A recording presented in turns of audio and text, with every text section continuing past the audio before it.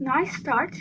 The server is literally 200 seconds old. Yeah, this is what I'm going to be doing my fate one for today.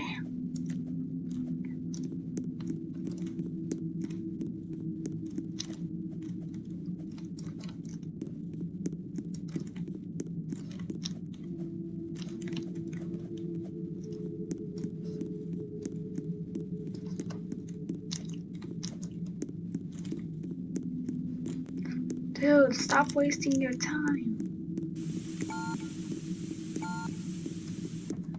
Get over here. Are you sleepy?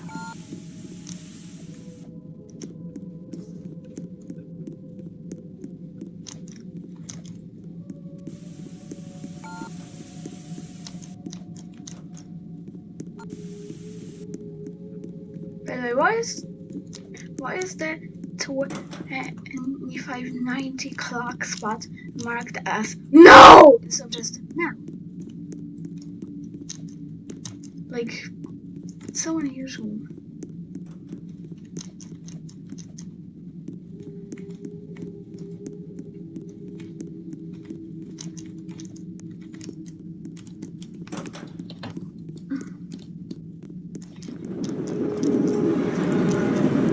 What's supposed to say?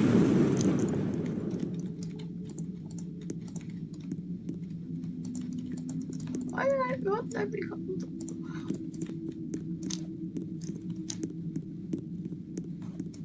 Somehow I once managed to get all the way up to 20 with this.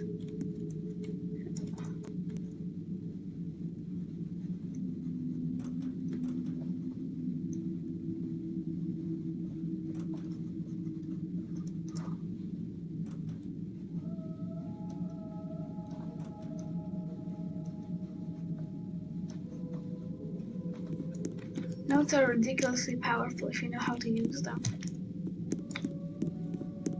At floor 18. To have some fun. Now I'm hearing one note for -3623. Or until next month or whatever. In that case I'm just going to waste this note on 7k.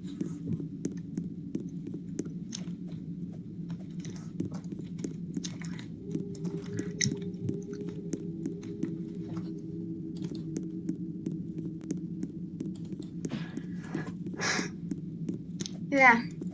If I ever get another pull of notes where I don't have fate back, I'm just going to post random trash on wherever I feel like. Rather just post something dumb. Like just post some random meme note. Somewhere into fate, like at -1234. Simply saying, now get to -4321, which is literally impossible.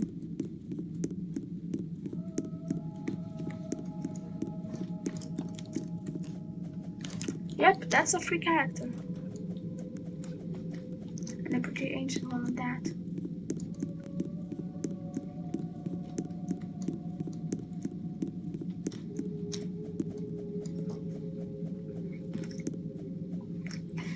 Anyway, this is basically just a private server, but it's not sourced from my friend Fwennek. I mean borrowed. Yep, totally. I'm totally not just playing on his server whenever I feel like it. Probably the reason that he closed it. That or other people were doing the exact same thing.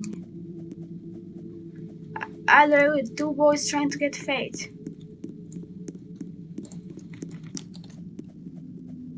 Wait a minute, how long has he been trying it?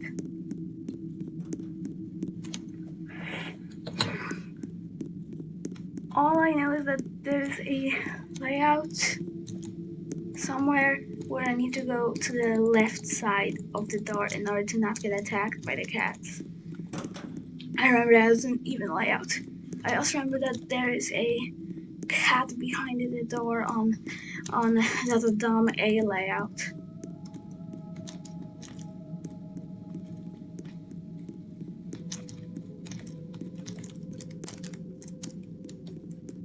By the way,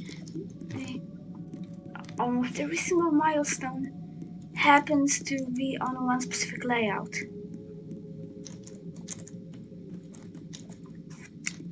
Like the milestone. Like for example, 8K, 9K, 10K. All of them are on the exact. Well, no, 10K is not on the exact same layout. It's actually on the F layout. Like 500, 9,000, 8,000, and are basically all on the same layout. The only exceptions to this are numbers that happen to have funny decimal expansion in a different way than just being jam-packed with zeros at the end. Like,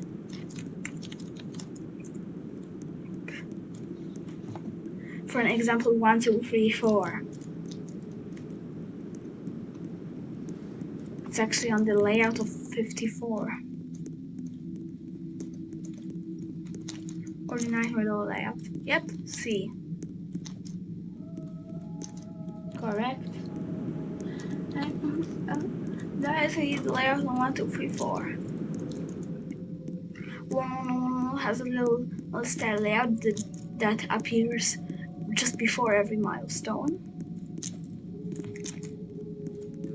I call it the easy layout because that's usually what it is, although in Fate's entrance it's actually the hardest one of cats because it has a ton of thin, small corridors. How did I get lost?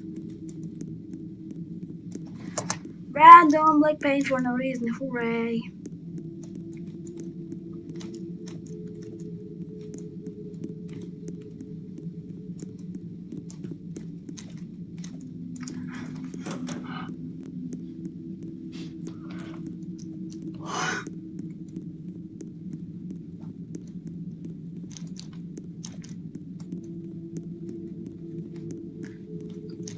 By the way, the first extended layout is at minus 3623. And the next one is 0.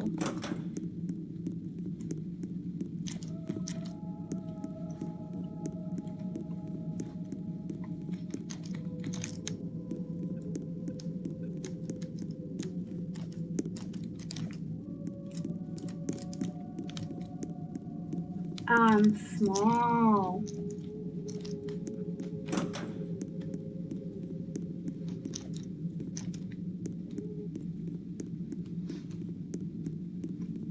You're 1/100th of the way to the waking up badge. Thorogold, you're 1/100th of the way to distance. It's not as far as it seems. To distance. Trust me, it's not that hard. Had anybody who was ever trying to troll. Cause like there's no way anybody with a brain is having distance. Actually, you can't get distance without a brain because you need to strategize for the nail floor, so nobody except Gate he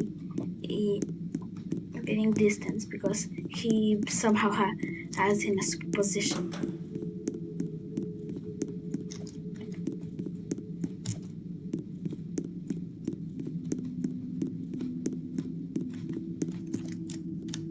Although he's just crazy but has a brain.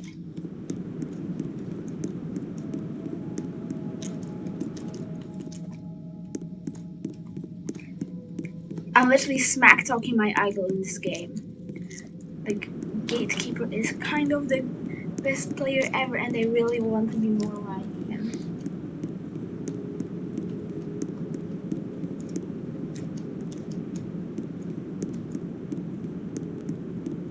You know, he has so much endurance that means that he could probably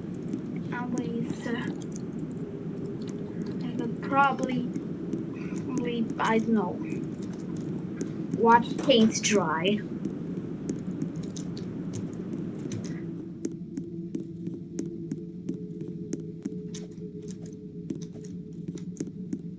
And I get genuinely excited. I mean, if I get good enough, I'll probably get to head this way too. Oh, yeah, right.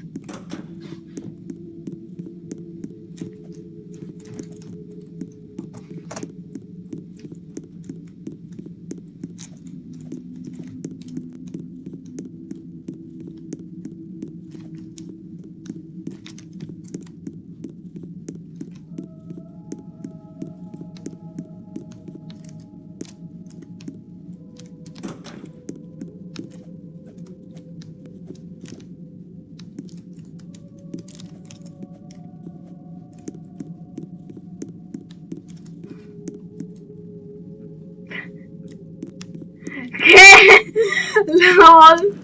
It says gullible on the ceiling. I'm gonna do on the floor with something like that written on it.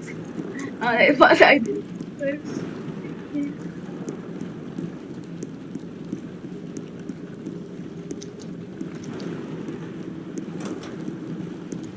The reason it's still raining is because I peed. This is my pee. You should enjoy my pee.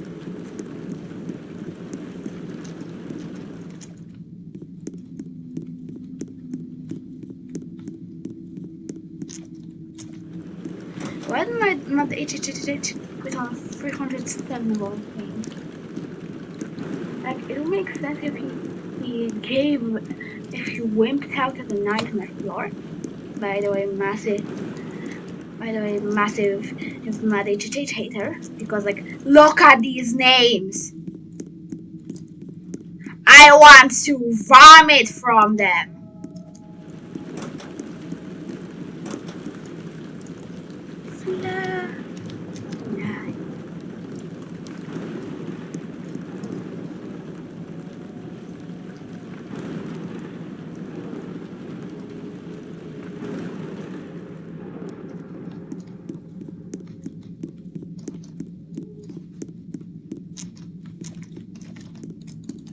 To be honest, is anyone named a funny large number? Nope. They aren't even giving me a challenge to get to a high floor. Right? I know. Oh.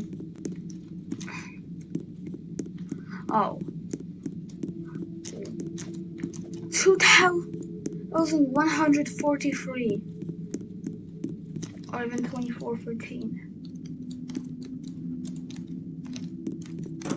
Jukers, why are you here? Aren't you supposed to be over at the non-TP floors? Oh, I thought that was Sir Ufer Uffington.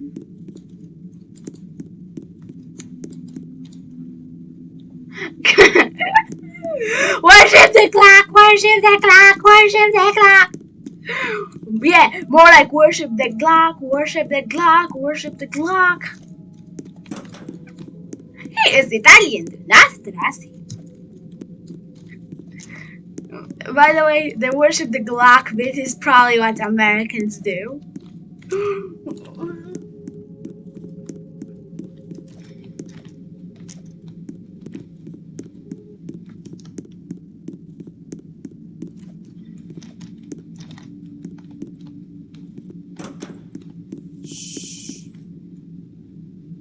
Be quiet.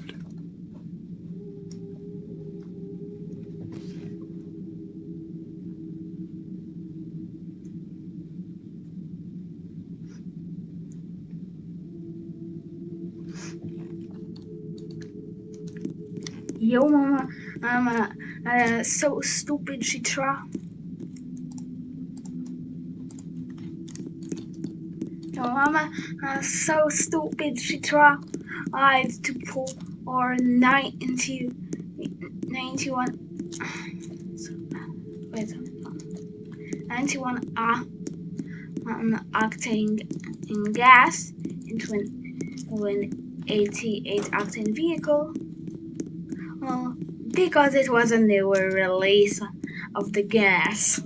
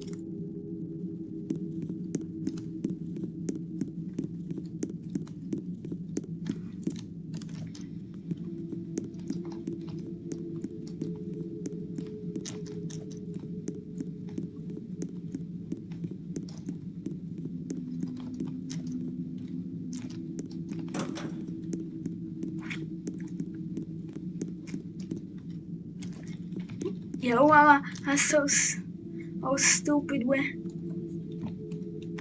No, I'm so stupid. Stupid when she got mad at some oil for burning her, she spit at it.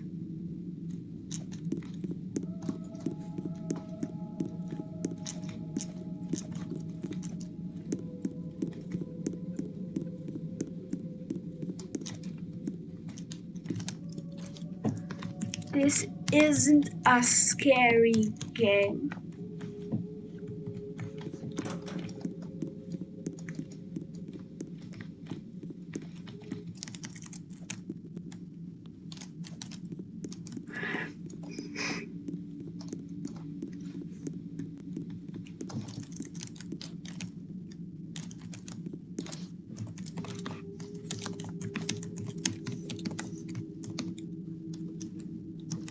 What are y'all scared of?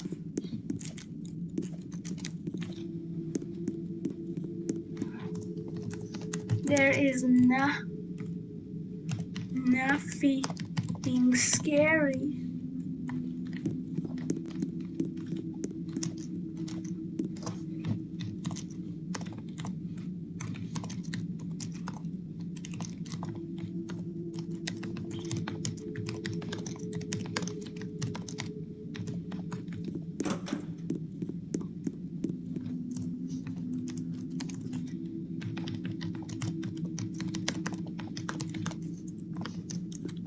Even I could do that.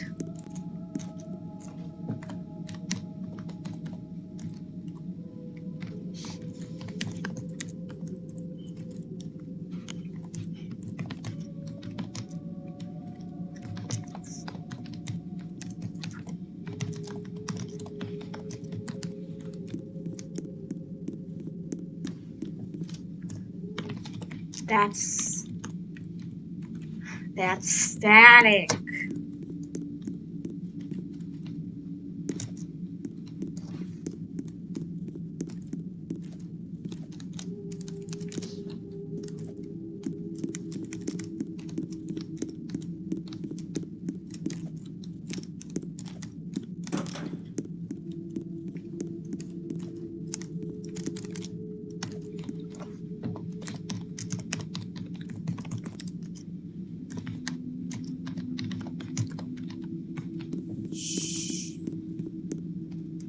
Be quiet.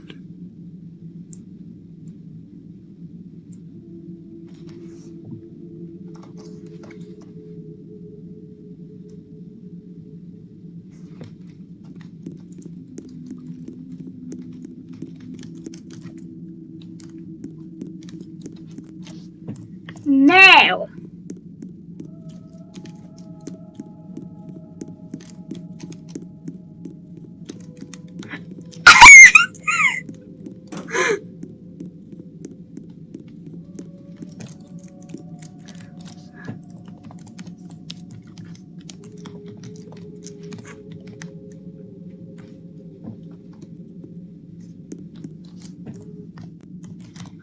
No horror here.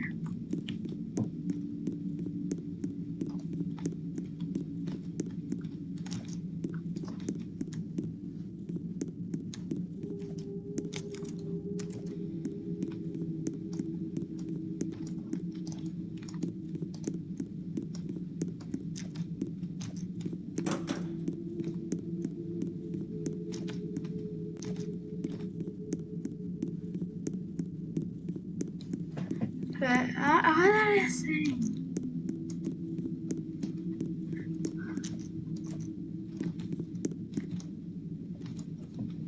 Oh, cool. It's another halfway.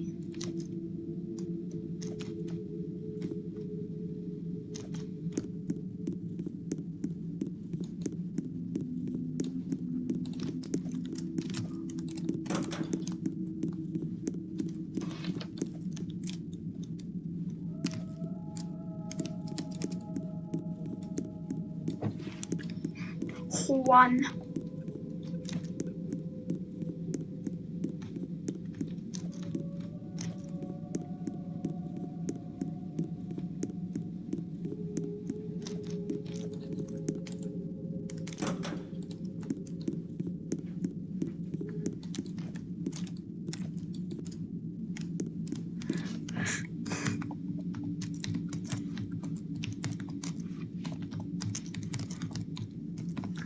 There's nothing scary in this game.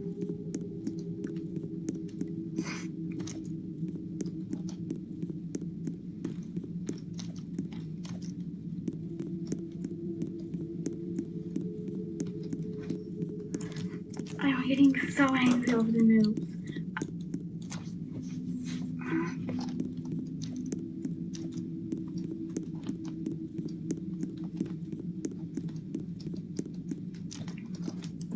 Dude.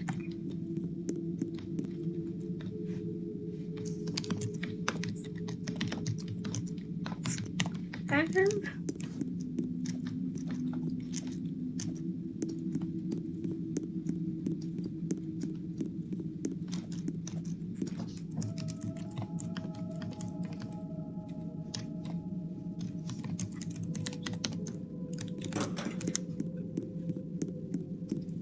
Do not touch Spider. And please do not hit the cat. They're probably so confused about what? Please do not do what? Why not touch cat? They will be angry.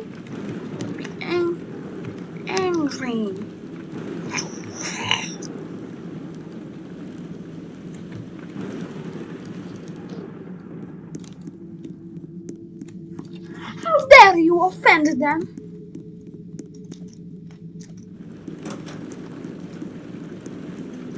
Oh God, look at this spider.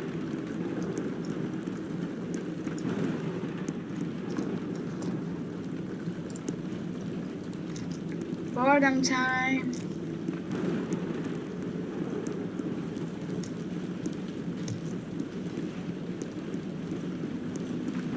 Oh, hell no.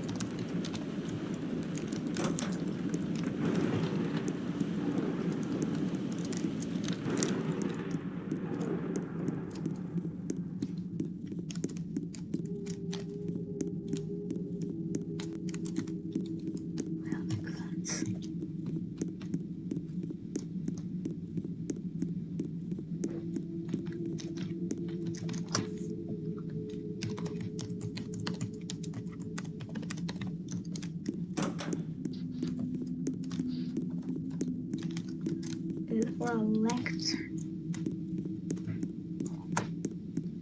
No, it's not. Let me fix and add something a bit more correct.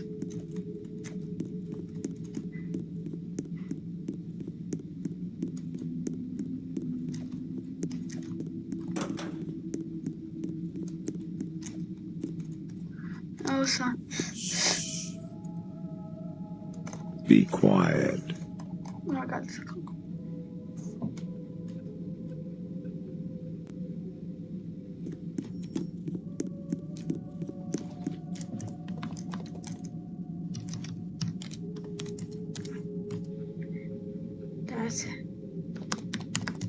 That's it crying.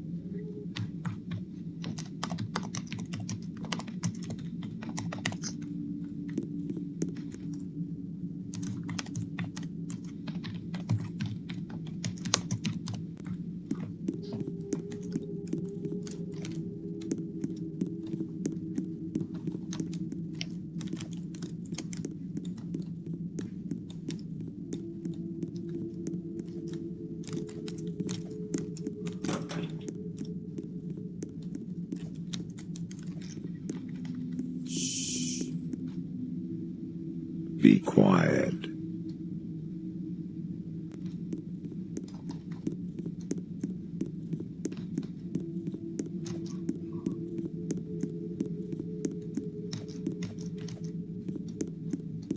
Game Fever managed to get to 10k. He put some dumb notes, some funny notes, some unfunny notes, some Putty Squad,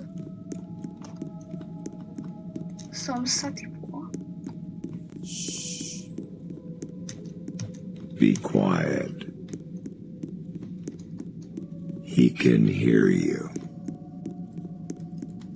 He is going to find you.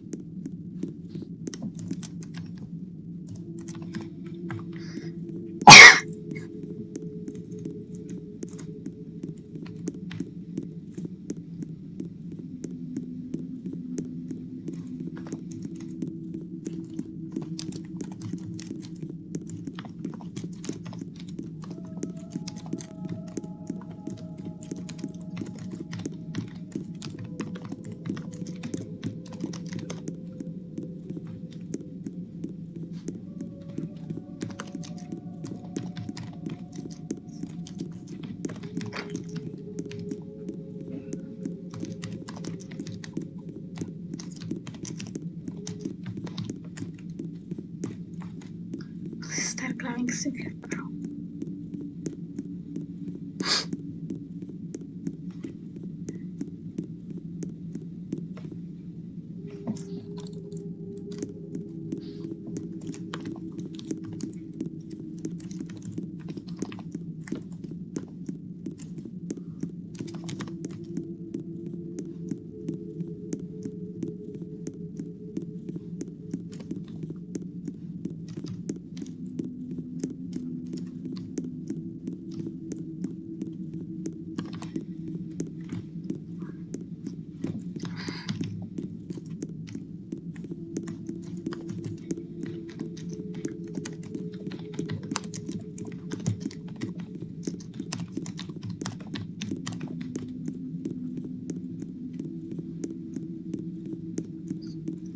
I wrote these spells wrong, but that's because English is a spaghetti language. Except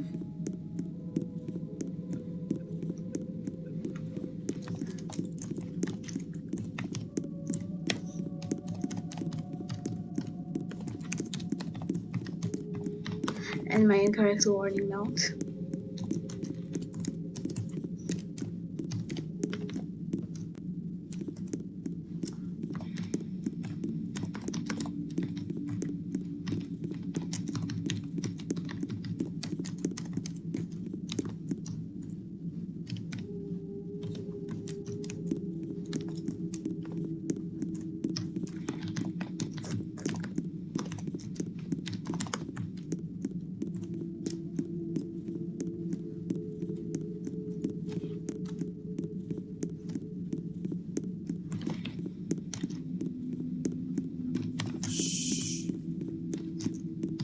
Be quiet. He can hear you. He is going to find you.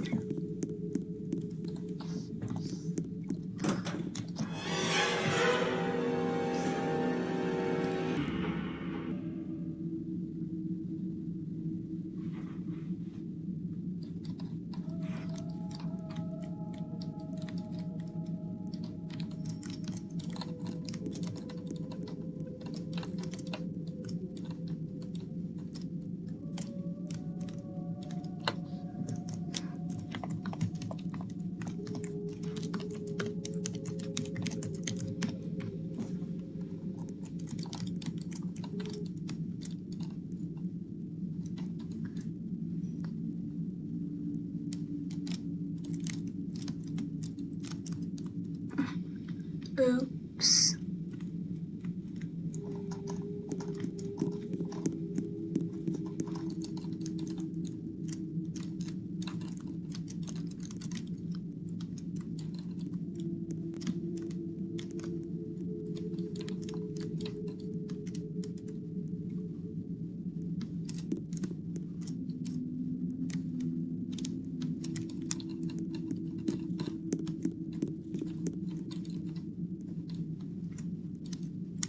Why am I doing this for a picture I stapled to my face?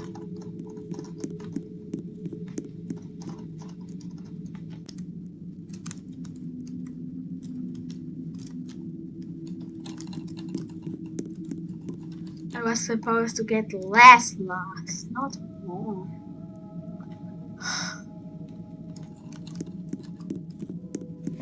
The path.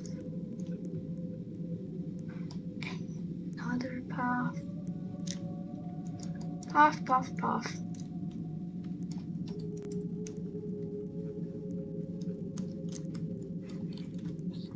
Oh yep, this is what I'm looking for.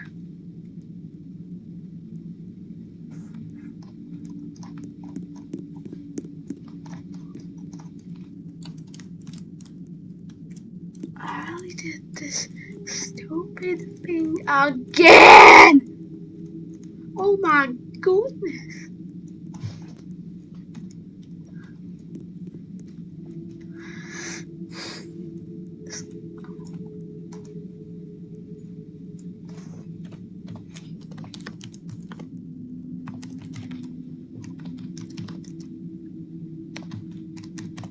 There's no coming up.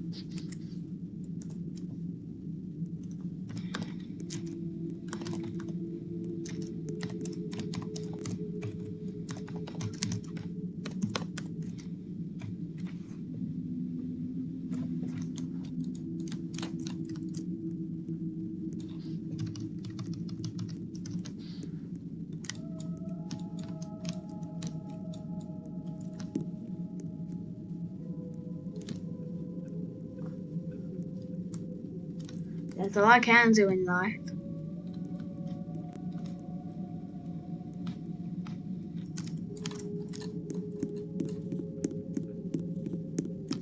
This is so Sigma.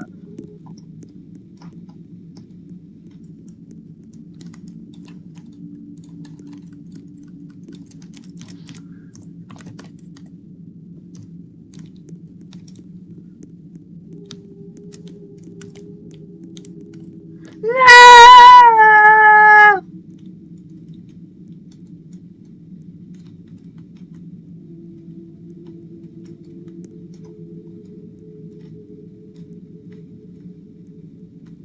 Where's the door again? So all of this look on note plastered to my face.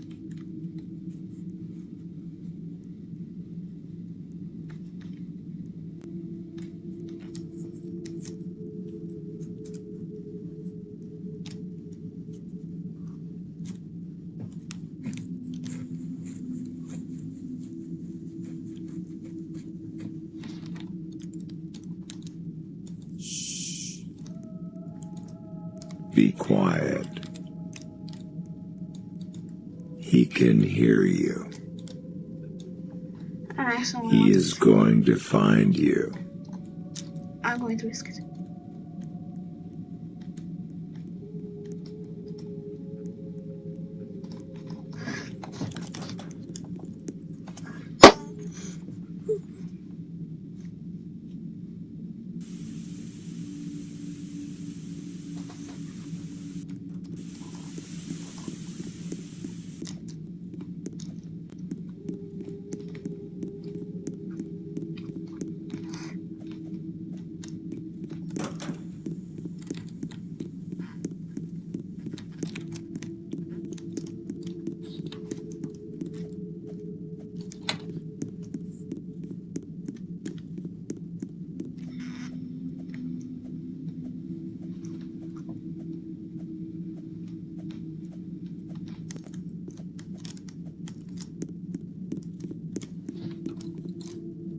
Was that Tempest note?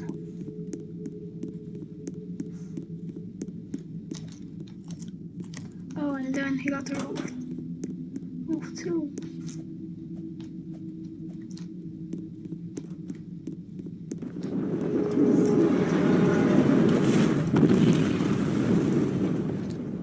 Hey, beer. I sure can. What's that? Oh, it's no cryptic note.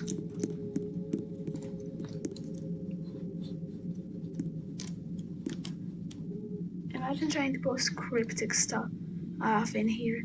Everyone knows that the only real way is Gen Alpha Cringe. Let's go, Skibby Rizzler!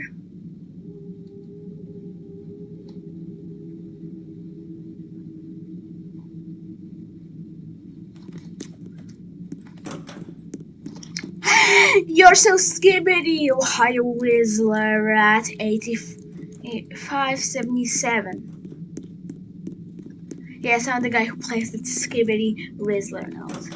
And also the Drink Train note. And also the Fantastic Literature note.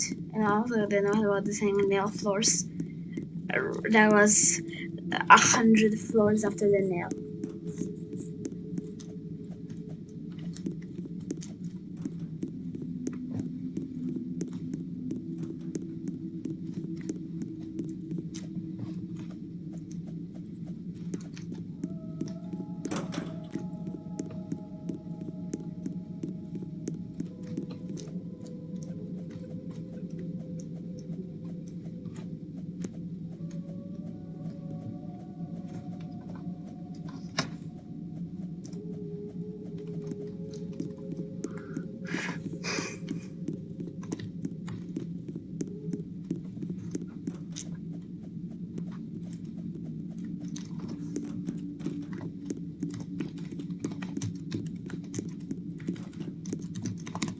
Do I have to do it, I guess?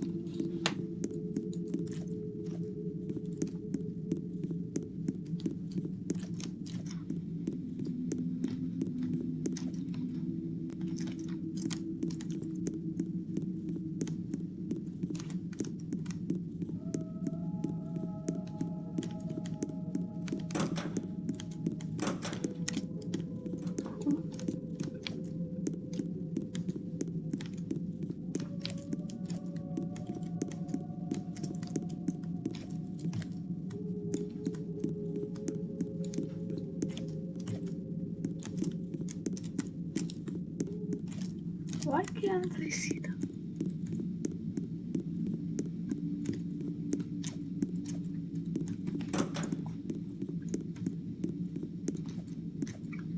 Wait a minute, I swear to God, this is another server where the health bar is glitched. Oh my goodness.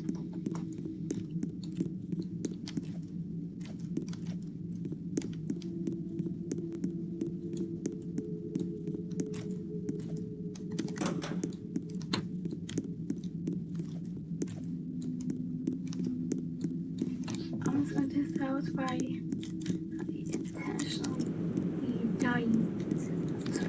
Now I'm just getting avoided by the cat. Just see the cat from.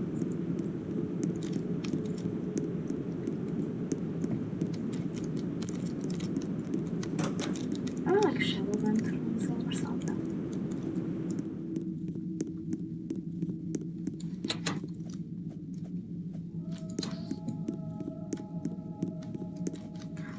Or it's a new addition to immerse you into the horror because it wasn't scary enough. Like there are people who are just going to be tag teaming to floor or 6400. Wait, no, actually, they're probably tag teaming down to 6400. Tag teaming up to 9400.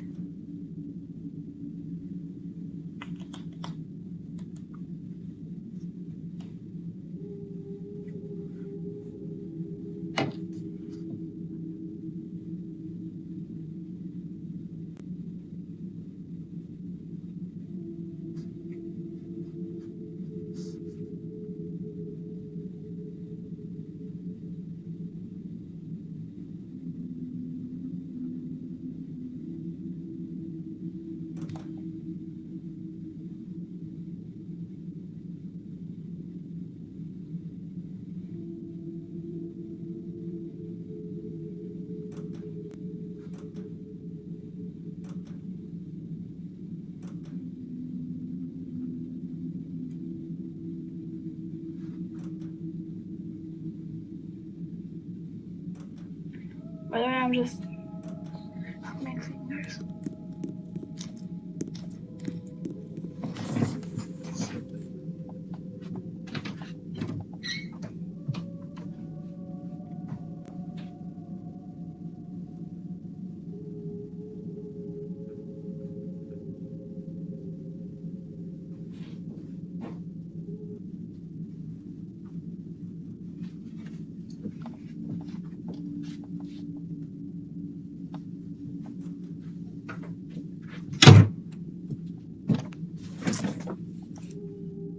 It is. It's in this. It's snow.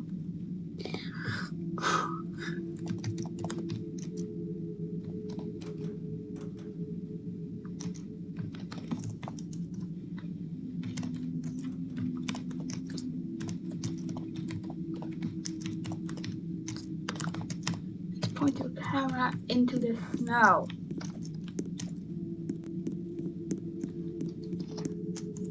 It's in. It's in the snow.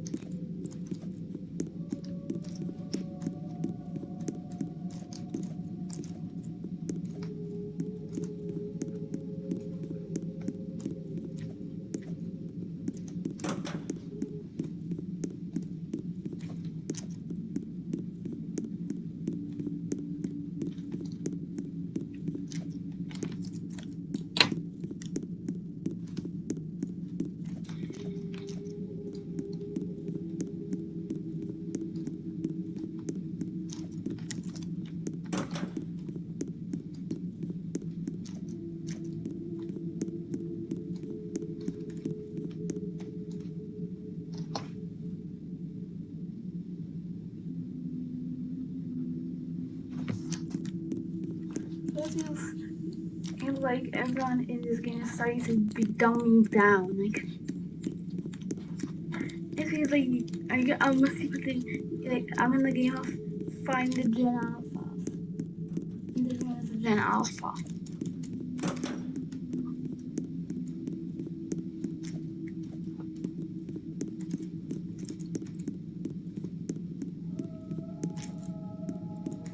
Find the Gen Alphas. 999,999.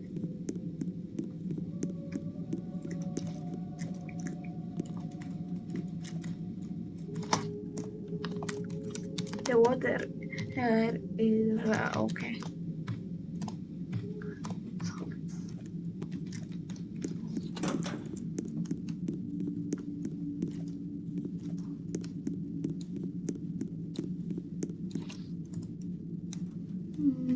No.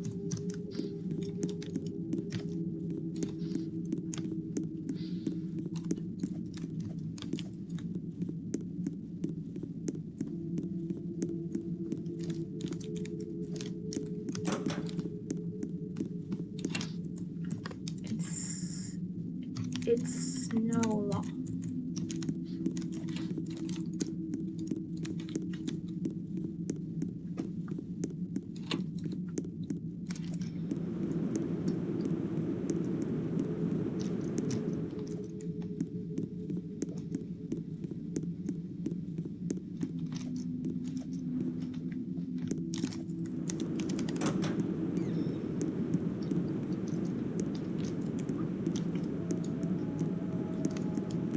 It's kind of wild to me how 1K milestones have literally nothing.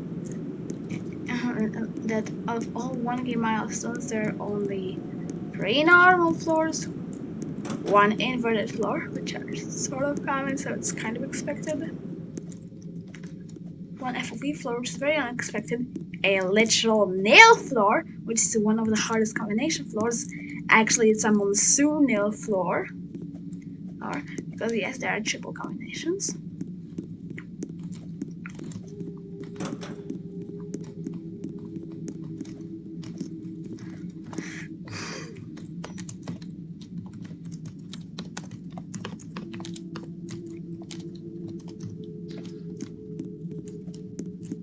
Do a flip.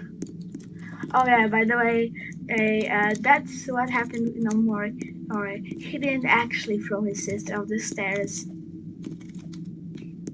Gun! He used gun! He was indeed worshipping that block.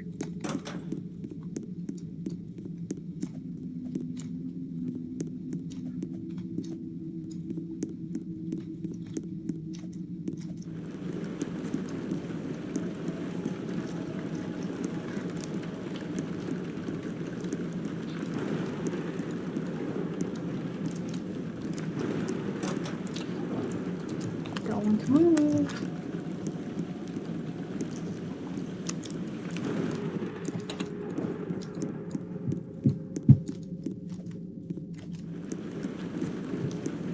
It's sacred the hell out of E.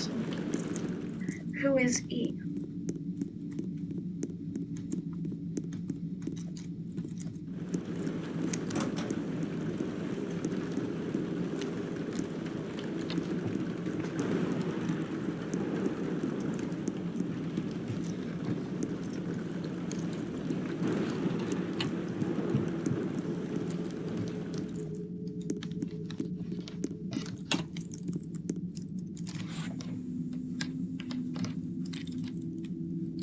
Who was this note? I don't know. Oh, okay.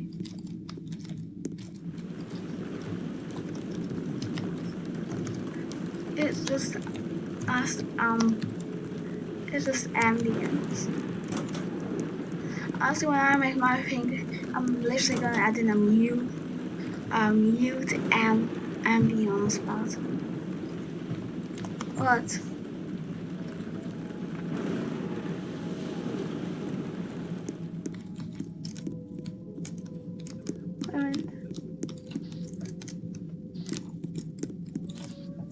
At 7. at 17.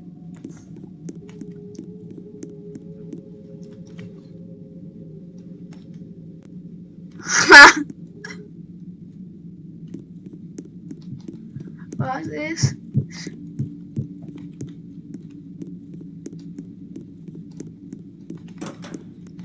Time for eye damage. That remained very secret.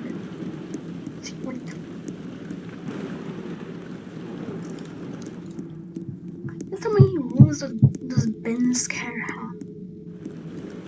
Actually, yeah, this is the basement.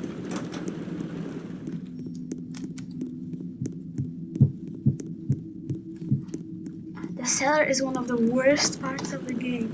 Thank goodness it is completely macroable, so that if you're not me, you can put yourself out of that misery and just turn it Be off. quiet. He can hear you. He is going to find you. Cool, but like, wrong direction.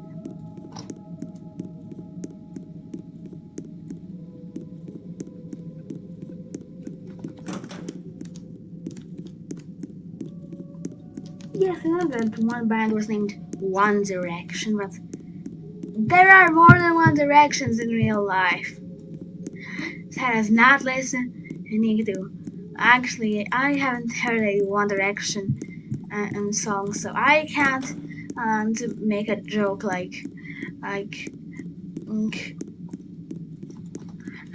there are multiple directions in life, like not listening to garbage songs. But I think they're a pop band, and I usually dislike pop bands. I just really hate the style of music, so yeah. There are definitely better things so yeah, there are indeed multiple directions in life. Like not listening to pop songs and enjoying good jazz instead. Sure, it's... Oh hey look, there is actually a badge here. It's called Nightmare, my guy!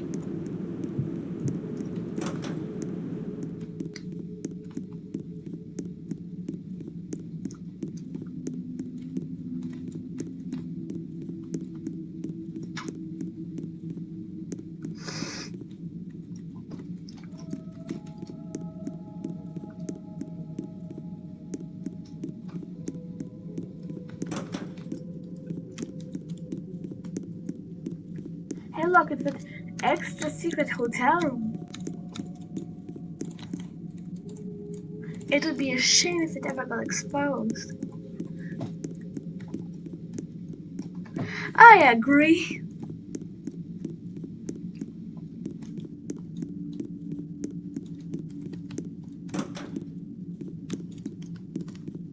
How is Roblox not removing this? It makes me unable to say 12:55, 12:48, but let them say furries are hot, be gay, do crime.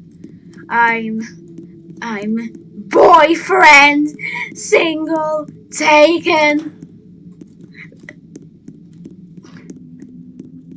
It's like they have some rules saying only give out bans to non-e-daters. Like, bruh, I think this. I wouldn't be surprised if the sentence mayonnaises, if you know what I mean, in Anu, is probably completely legal in Roblox, even with the buy fast version. Like, you can probably just say that, and the person who reports you will get banned for false reporting. Because as we all know, Roblox employees are always given their own jars every time they're hired.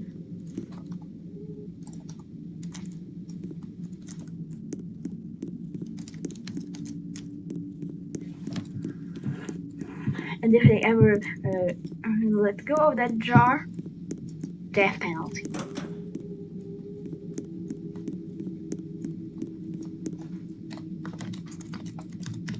Yet 108.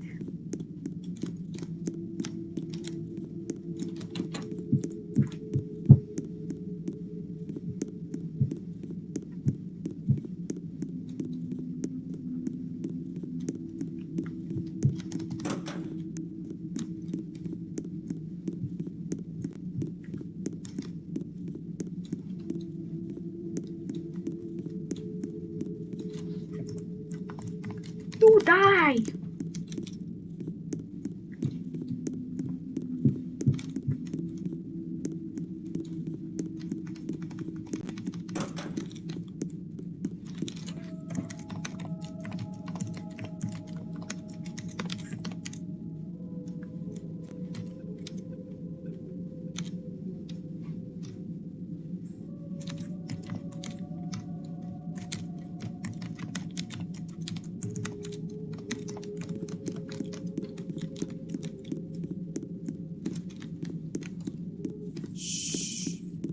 Isn't OMG and OML? Be quiet.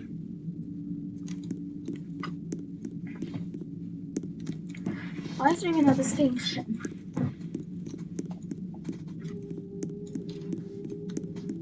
And why is it so baked into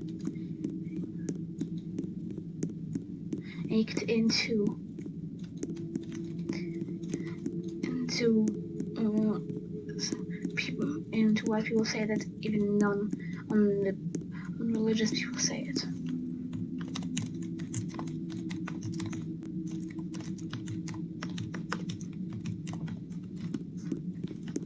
This game is my comfort zone. Well, okay, not exactly true, but it's partially true because it's a part of it.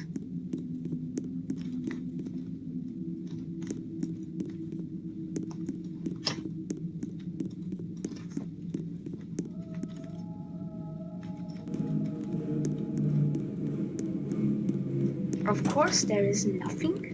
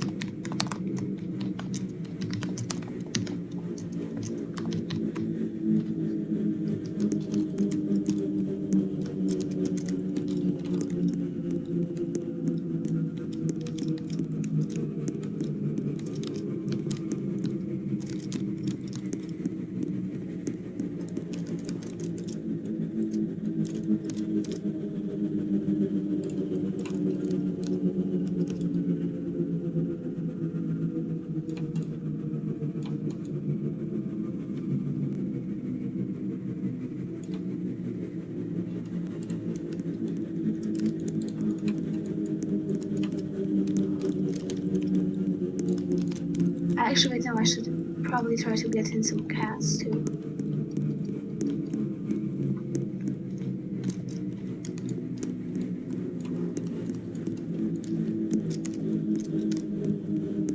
I guess I need it then.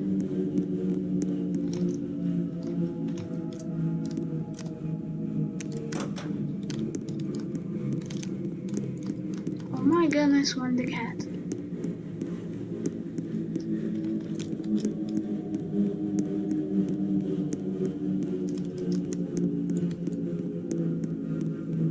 Oh, there.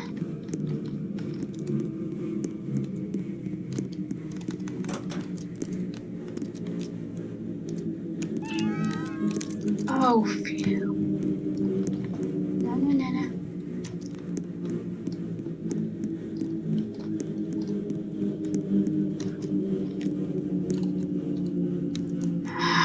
Oh, crap. Fuck.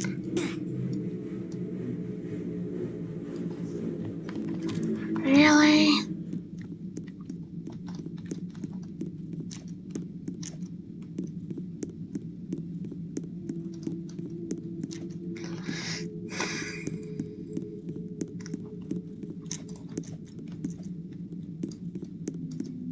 I just know that Sarah looks fine.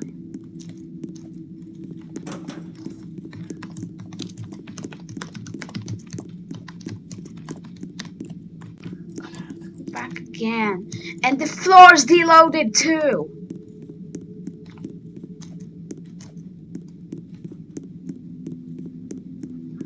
I just wanted to get sure that I can check on if I get damaged or something, but no.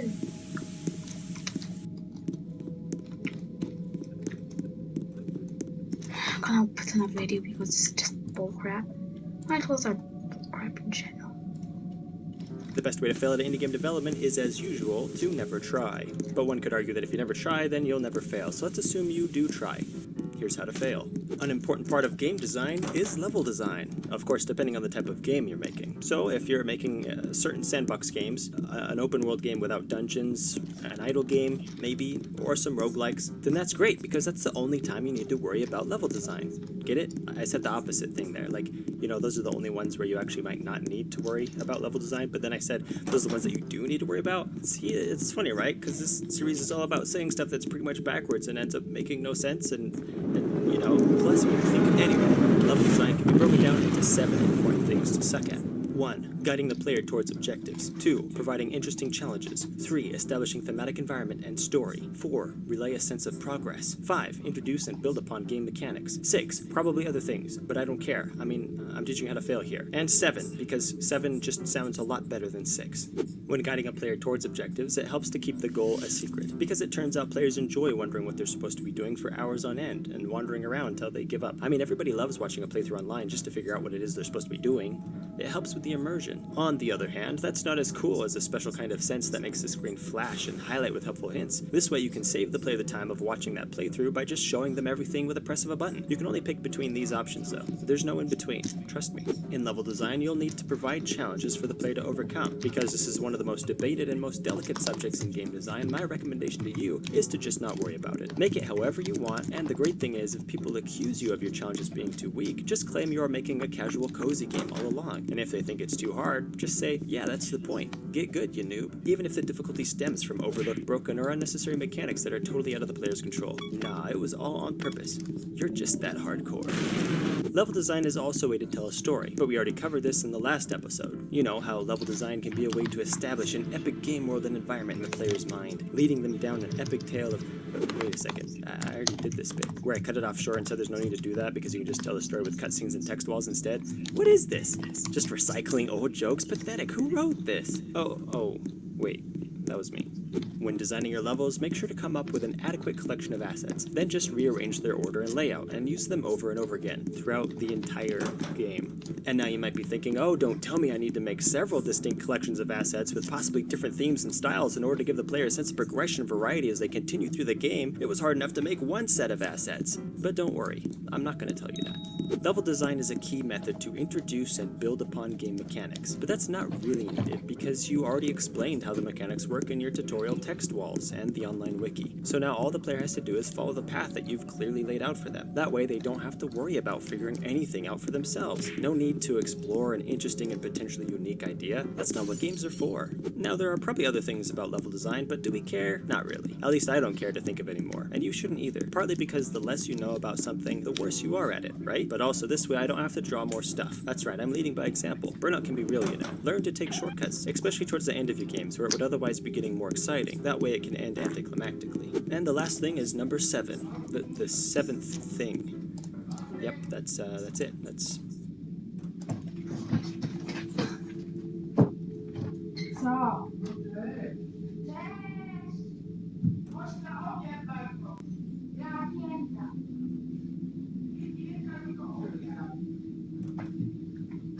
Nie mogę!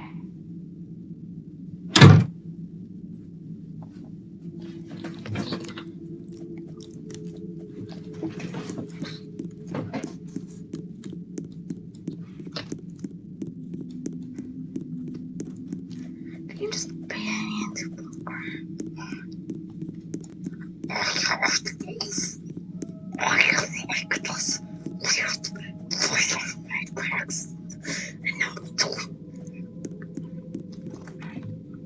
Go back!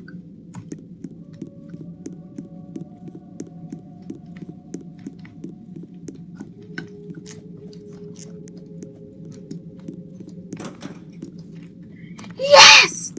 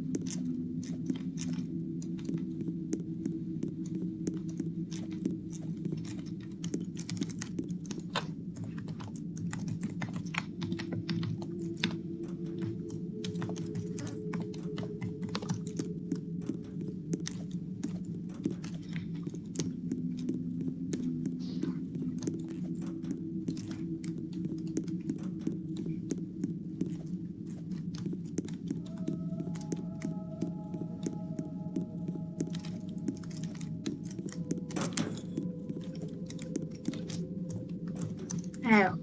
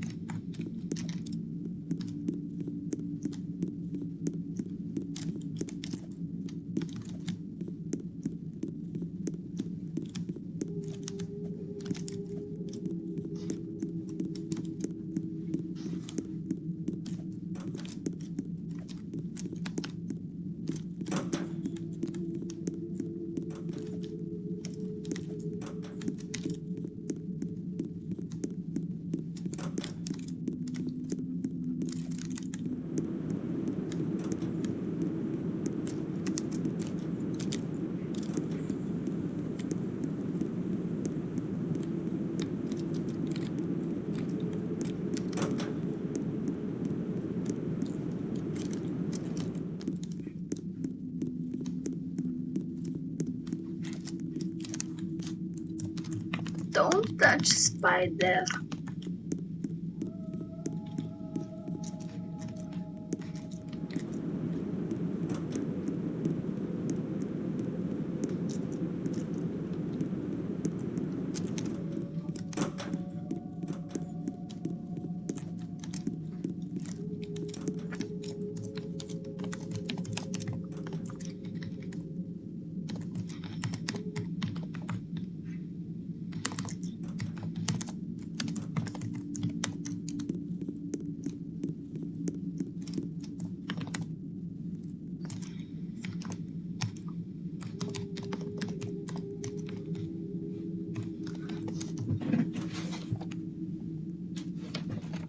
Oh, how is this?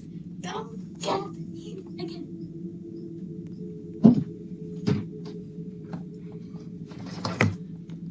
There is only one thing I can do. Wait.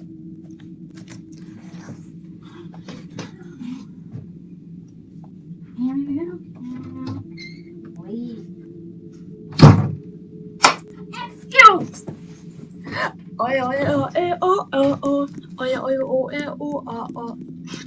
Amokas! So.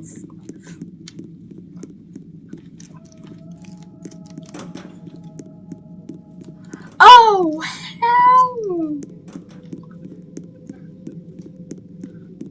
For real. For real, what?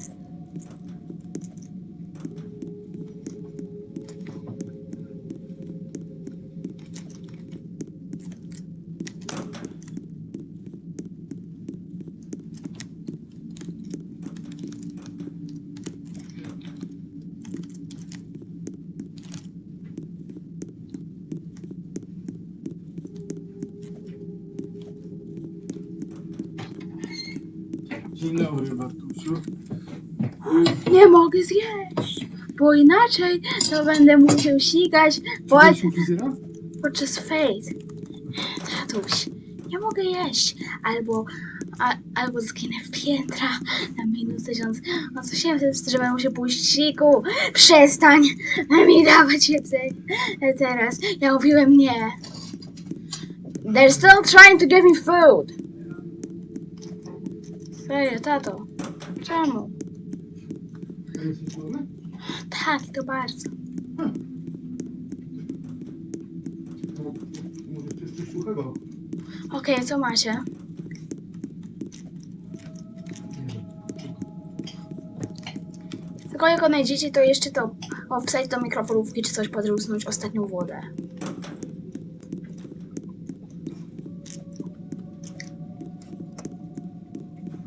Jak jest koncerną dzisiaj? Ten sam jak zawsze, tato. Ja teraz nagrywam, jak zawsze. Co ty się spodziewasz?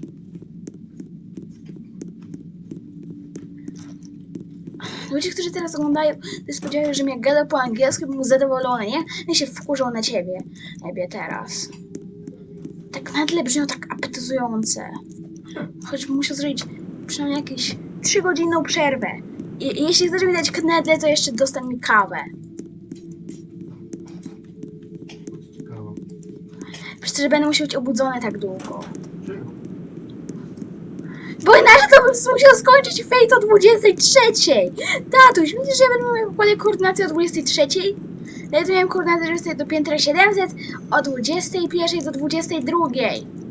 Myślisz, że ja będę potrafił przechodzić przez najtrudniejsze piętra w całej grze? Bo nie przechodziłem przez całą godzinę i pół. O 23. Jesteś szalony?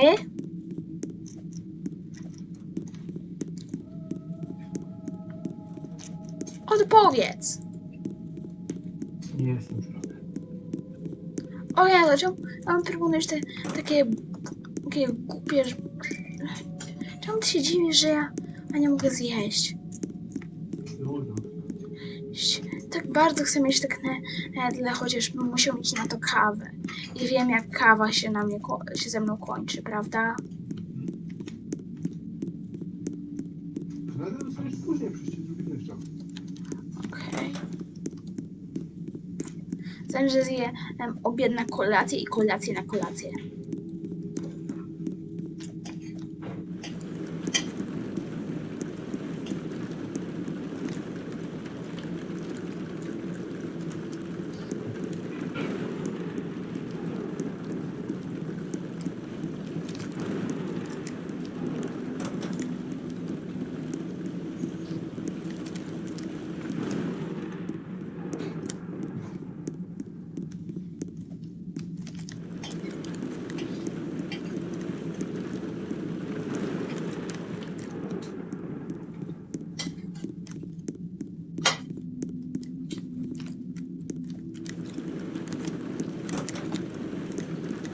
They're just enjoying some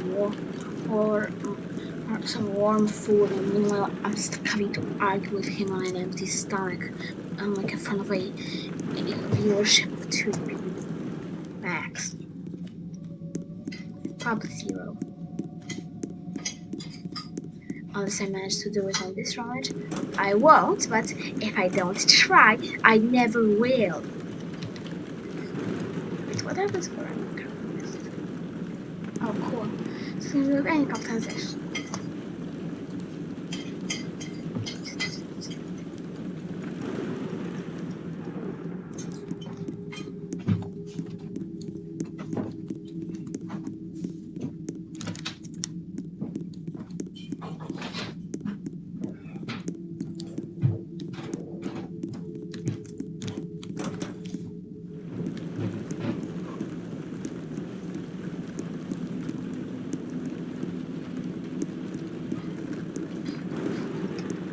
Okay, now Grum is going to tell me a lesson about how family is more important in this game when I literally can't stop.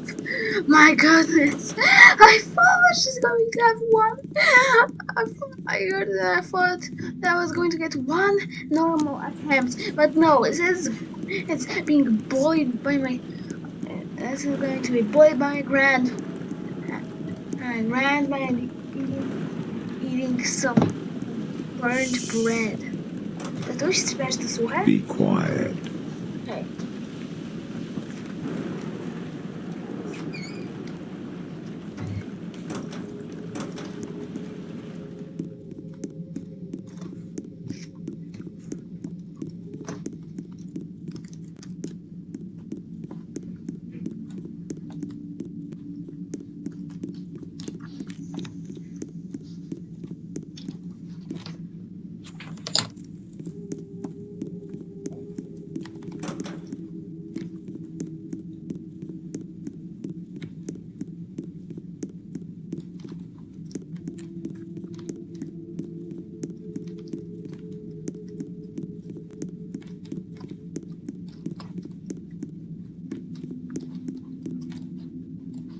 That's how I'm going to end it. Right there. Yep. But if you follow these instructions carefully, then you're bound to succeed at failure. Thanks for watching, and seriously, guys, I want to take this moment to pause and really consider that the best way to fail at indie game development is to never try, but if you never try, then it could be said that you would never actually fail. So let's assume that you do try. Here's how to fail. Boss fights are kinda cool, so of course you're gonna add one to your game. The question you need to ask yourself is, does your game even need a boss fight? And the answer is, well duh, obviously it does. A game isn't a game unless there's a boss fight. What is a boss fight? It's honestly pretty self-explanatory. A boss fight is a part of the game at the end of a level or a section where the player has to face off with a stronger opponent, a boss, and that's all it is. It's just a bigger and harder to fight enemy, thematically similar to the ones you've seen in the section they're in. You gotta put that boss fight in though, because there's really no other way to signify the end of a level or game. How else will they know? And that's really the only purpose they serve. So make your boss just a larger version of one of the generic enemies found in the level. This is a really great way to do it because then you don't have to draw or model a new enemy. You can just scale up one you already got and scale their health up even more. You want this fight to be stuff of legend, and it won't be unless it takes 20 minutes for a deathless run. So give your boss so much health that the player will wonder for the first 5 minutes if they're even doing any damage. Actually, you should just make your bosses totally immune to damage, except for a tiny window of time where the boss will do something stupid that will make it inexplicably vulnerable. Nothing will really change, except now you can hurt it for some reason. This tiny window of vulnerability should be just long enough that the player can get one attack in, and then think they could get one more in, but the window closes right after they commit, causing them to be in range of damage. Also, this tiny window of vulnerability should only happen when the player is starting to fall asleep from waiting, because the only thing that they can do is run around dodging attacks. I mean, we wouldn't want the player to feel like they actually have any choices or strategies. Nope, all they need is reflexes.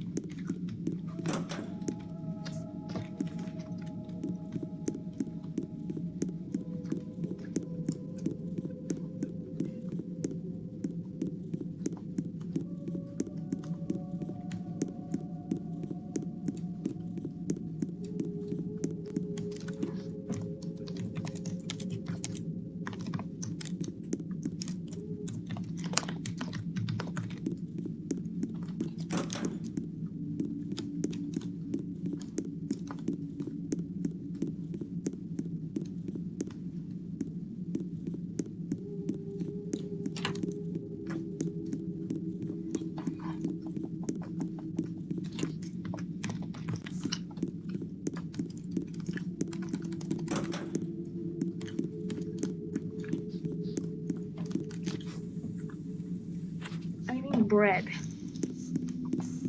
I'm going to need a lot of brushing tricks. I'm going to need a lot of waffle breaks.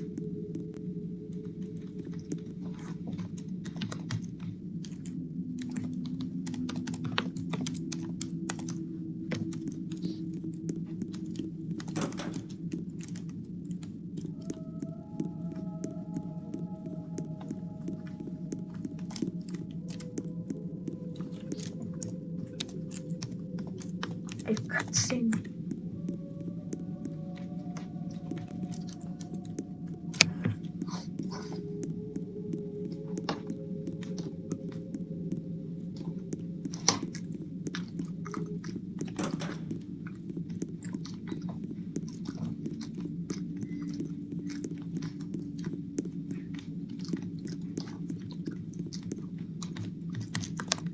On the floor.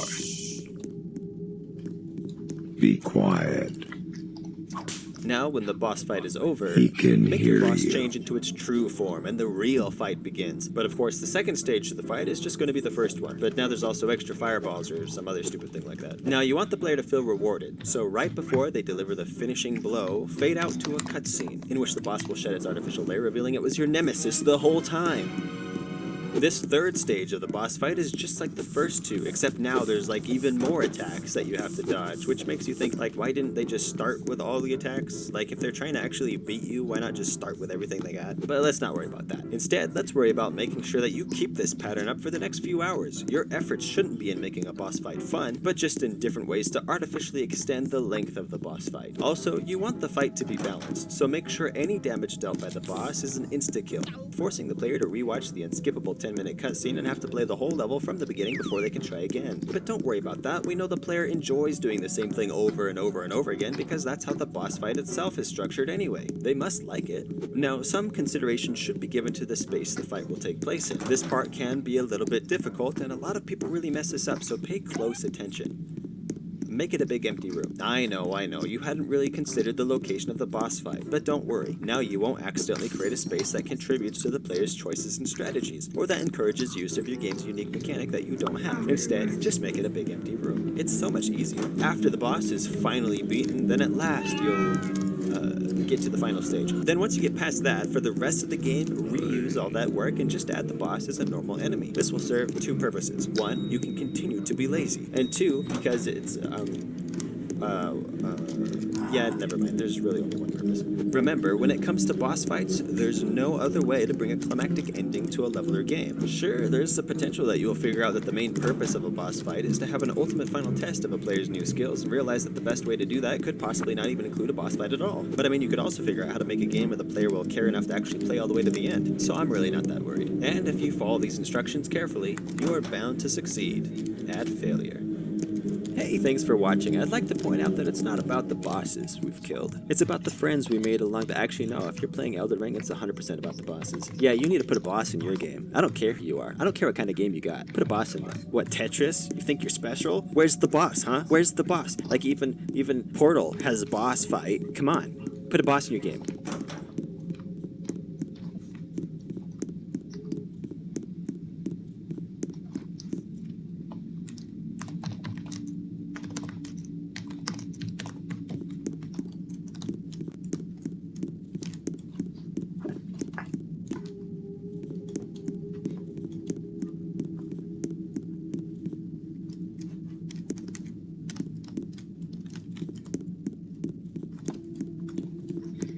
A second rerolled.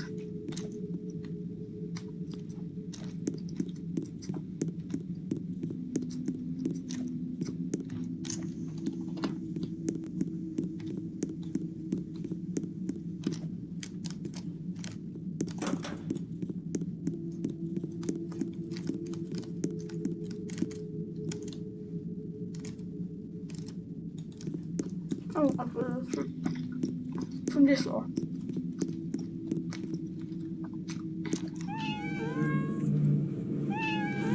Oh.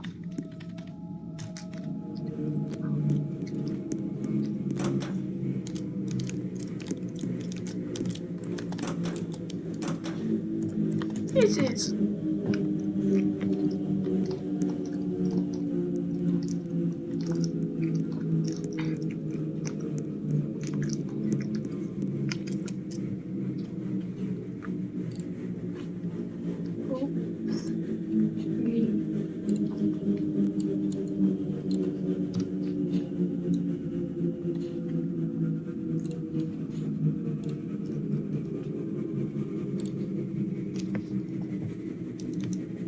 SO underscore.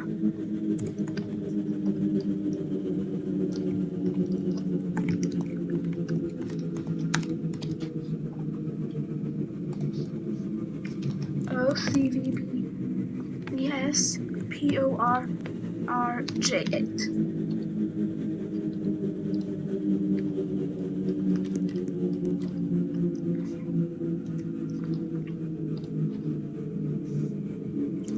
VLKA T31 G7B FSC your GN and LVR. I wonder if there are any notes, because I didn't spell out any rude words.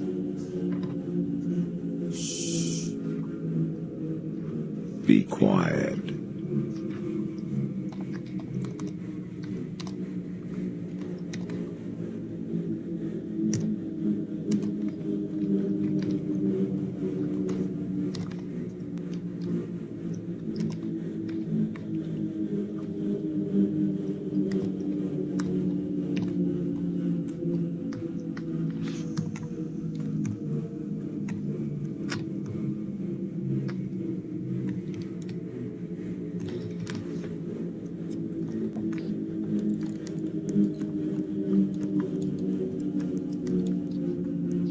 Don't make that mistake, okay? Let's have to.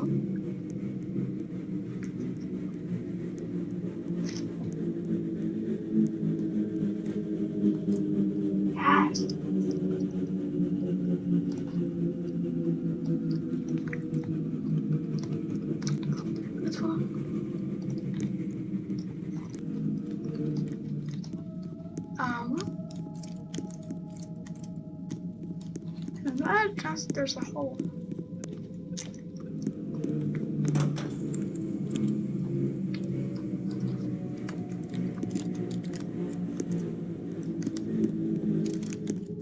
What are the chances?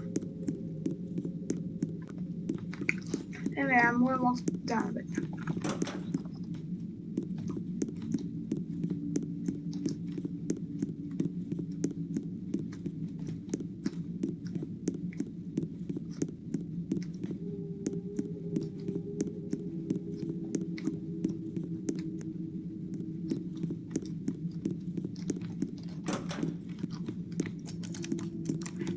The lantern was through spiders if it also wanted to use the hole.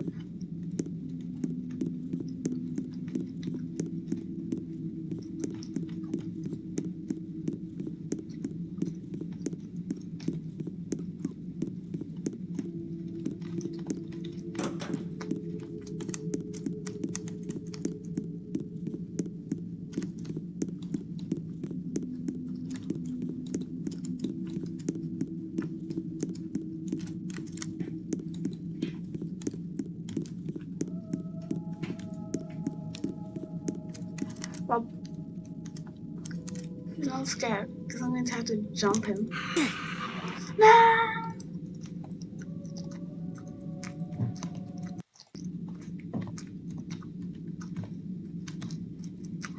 Oops.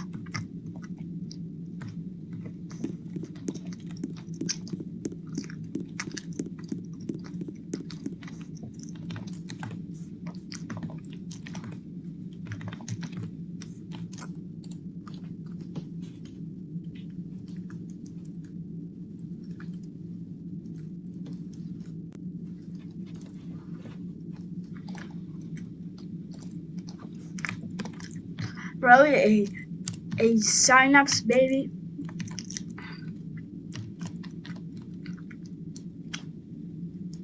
Synapse baby is here. Here, come on.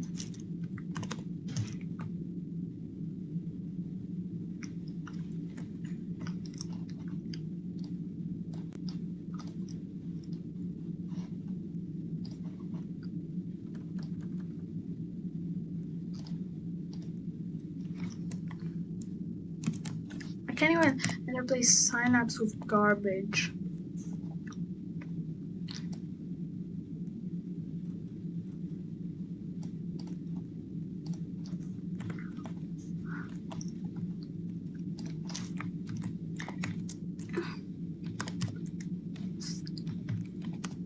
Synapse baby.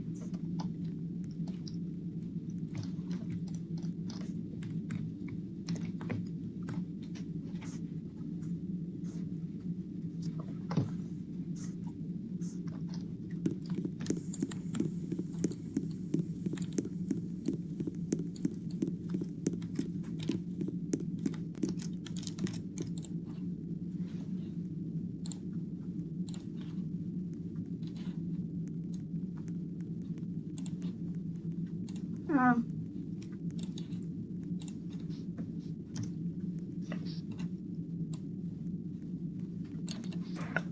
Mulligan was.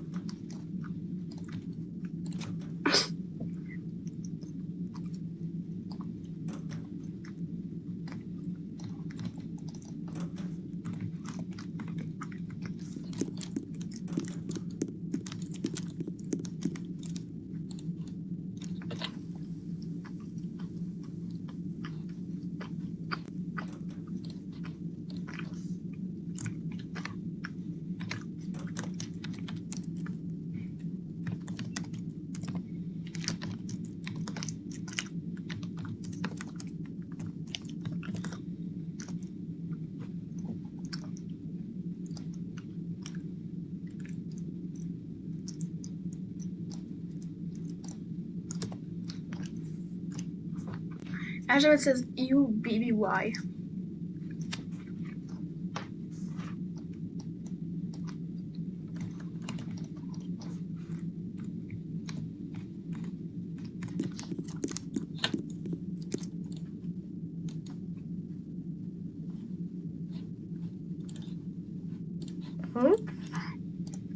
Hello. Some words of value.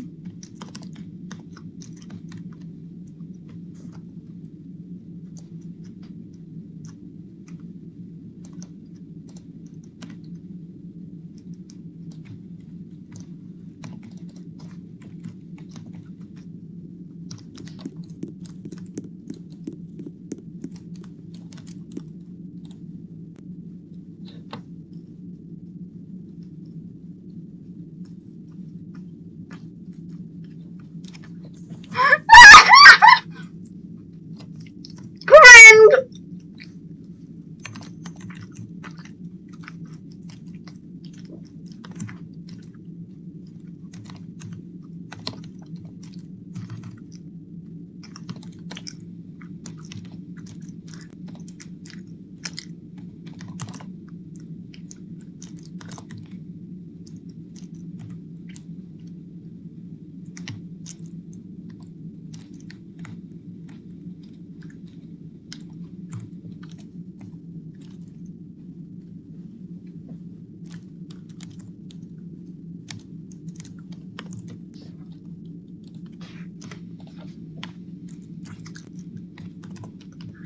Sorry, it's just so cringe.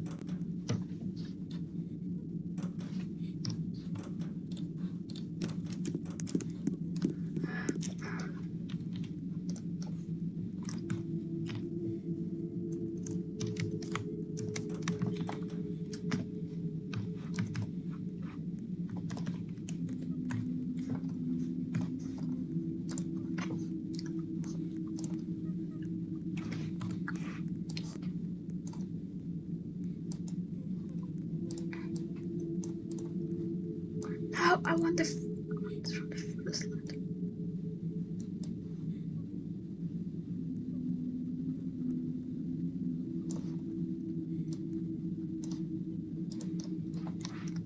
EWBFK.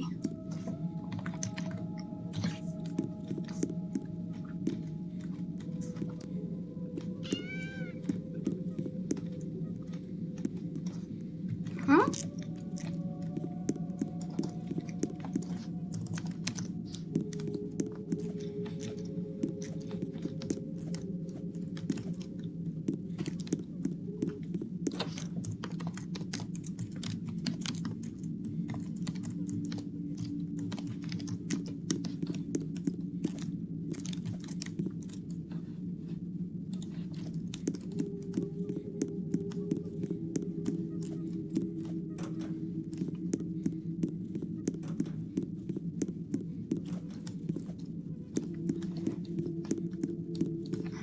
Who get that?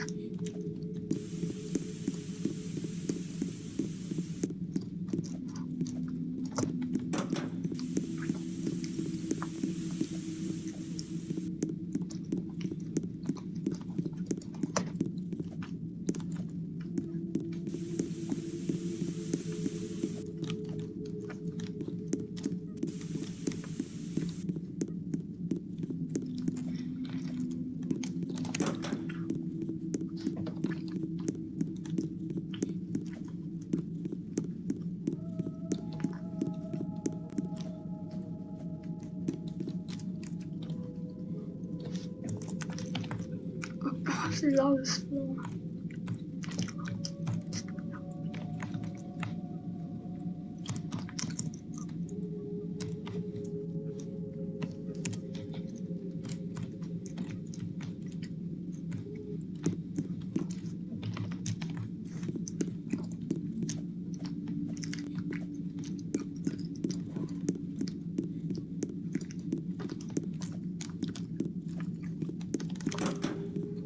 I literally picked the first note that I could find. Oh, cool, it's here. Anyway, toilet. No, I'm not signing off!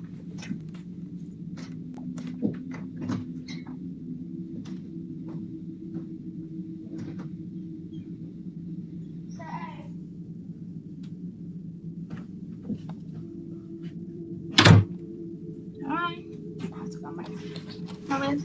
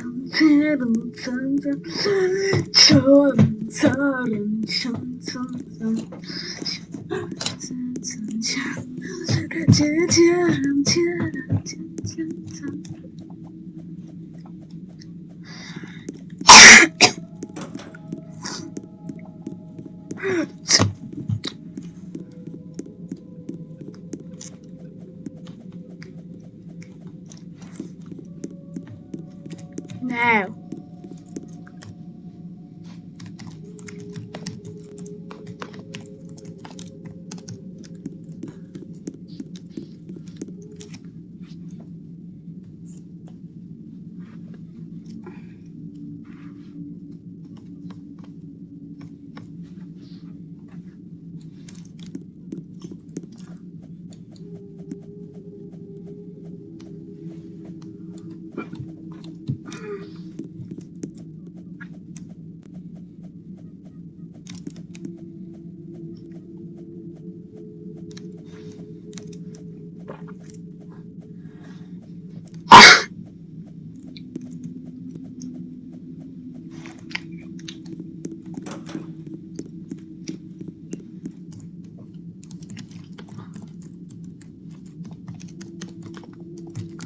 You look no.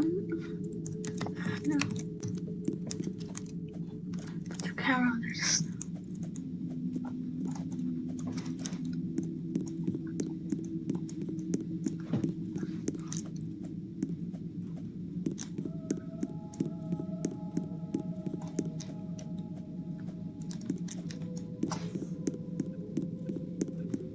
Wait a minute. I successfully got the correct IDs of all 5.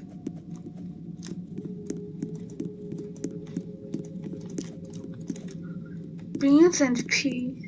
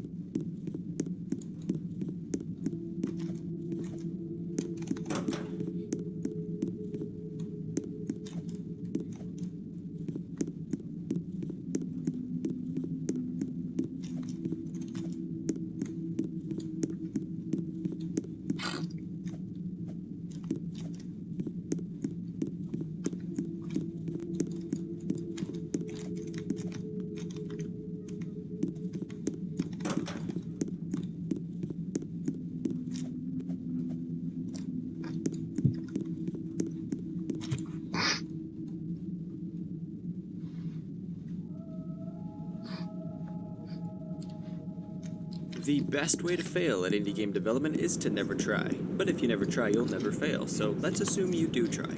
Here's how to fail. So it's time to add some bling to your game. What are we talking about? Art. But you kinda knew that, it was on the thumbnail. Anyway, you know that if you make your game look good, you might sell a lot of copies even if your game is subpar mechanically.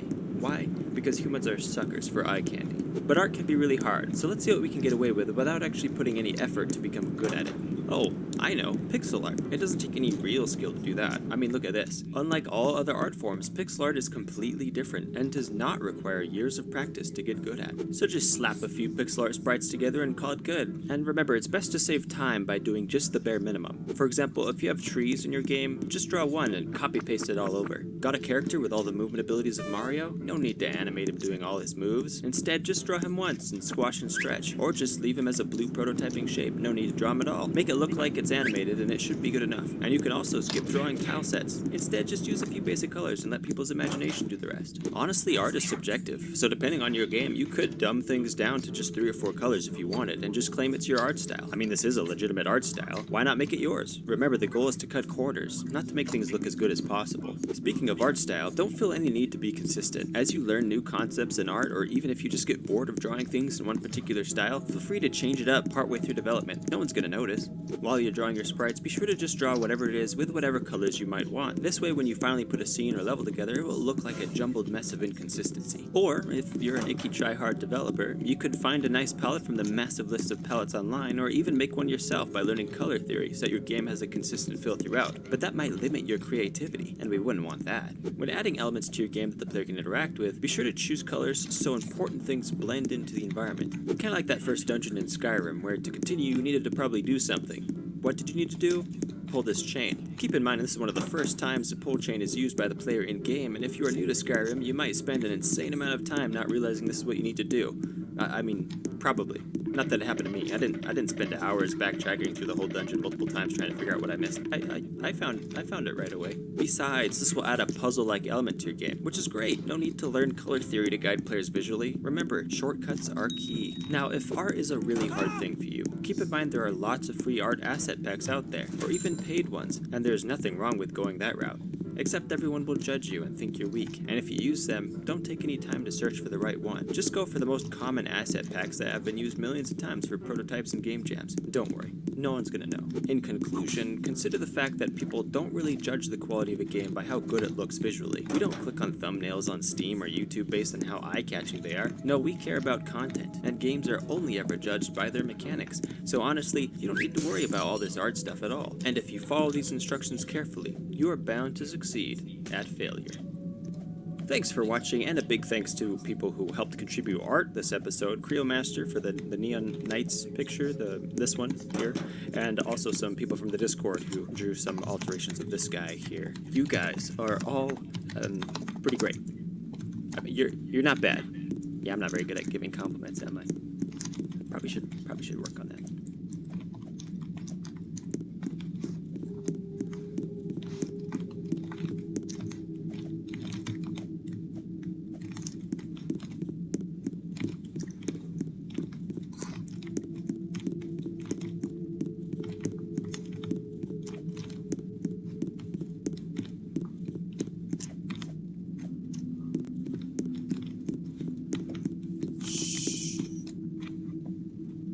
Be quiet.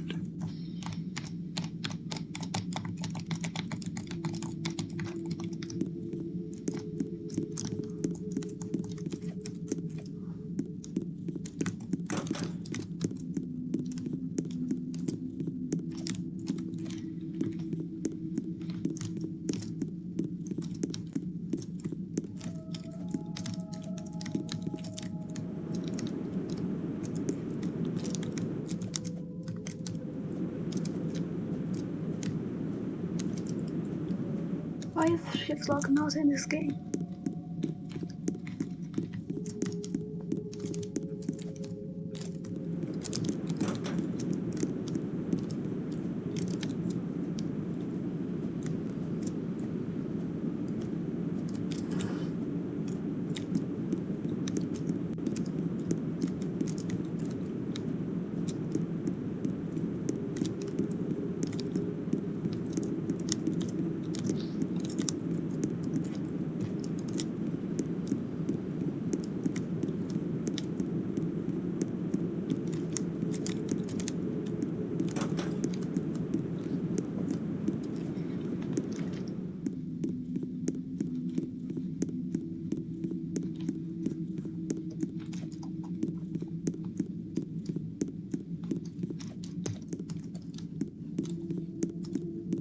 Oh, yeah, right.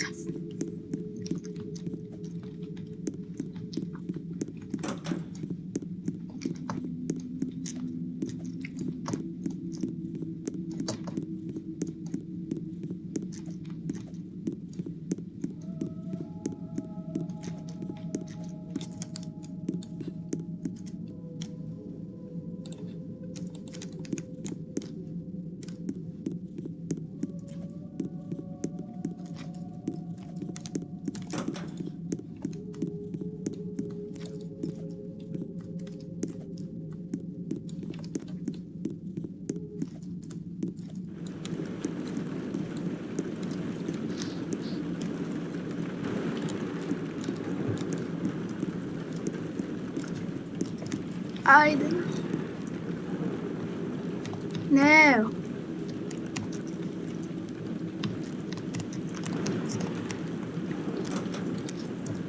Of course not.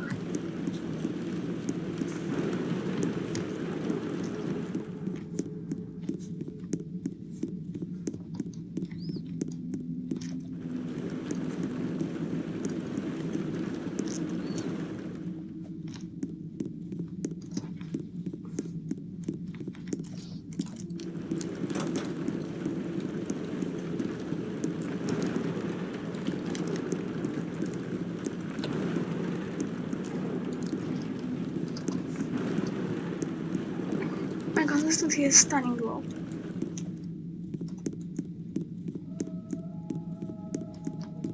And now, for that time,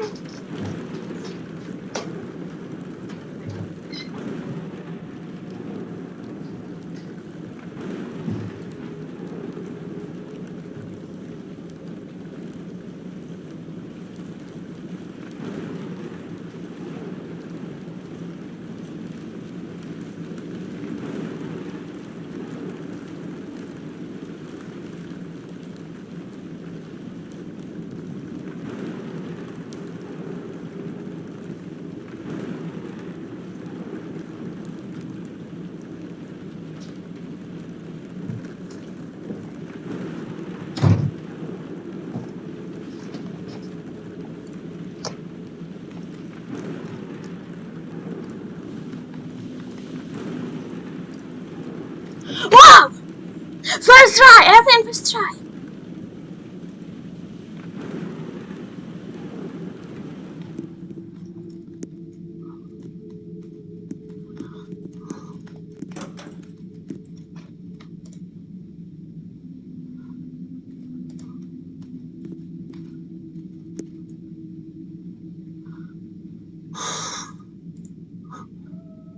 Oh my god.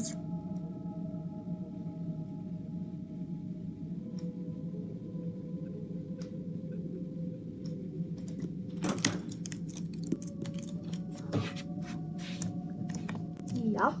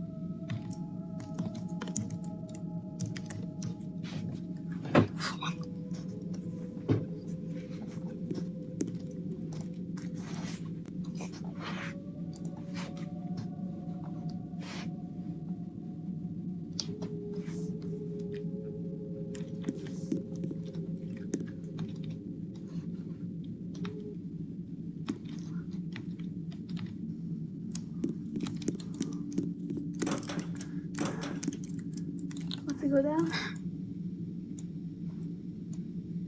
There's no way to go back up.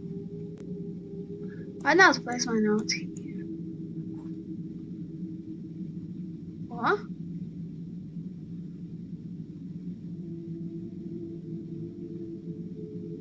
That's weird.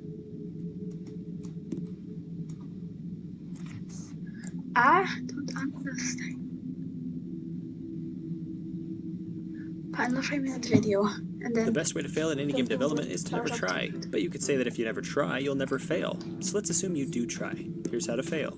Alright, when making a story for your game, obviously to fail, you just need to write a terrible story. Well, I got good news and bad news. The bad news is I'm not going to tell you how to fail at writing a story. But don't worry, the good news is there's a channel called Terrible Writing Advice that for some reason everyone keeps comparing this series to. And I'm not sure why. His channel is full of sarcasm and mine is a totally serious tutorial series. Anyway, Terrible Writing Advice is a great spot for learning how to write terrible stories. So once you learn how to write your terrible story, come back here and I will tell you how to fail at incorporating your story into a game. And we would already be off to a good start, because if you do it this way, we'd be writing your story as a separate process from developing your game, which is great. You wouldn't want to do both at the same time anyway. It might get confusing. When making your story, there's no need to connect it intricately with your game. Showing the story through the game mechanics, the level design, characters, environment, or game objectives to reflect and ultimately tell the story. I mean, you could try to take advantage of the medium and tell your story in the unique way that only a game can. You know, by letting the player experience the story taking place around them and play a part in it. Nah. Books and movies are the trusted storytelling method, so tell the story through large walls of text, or in skippable 10-minute long cutscenes. That's why people play games after all, so they can read a book with little breaks to play a quick round of a Bejeweled clone, or so they can watch a really long movie interrupted frequently by a walking simulator.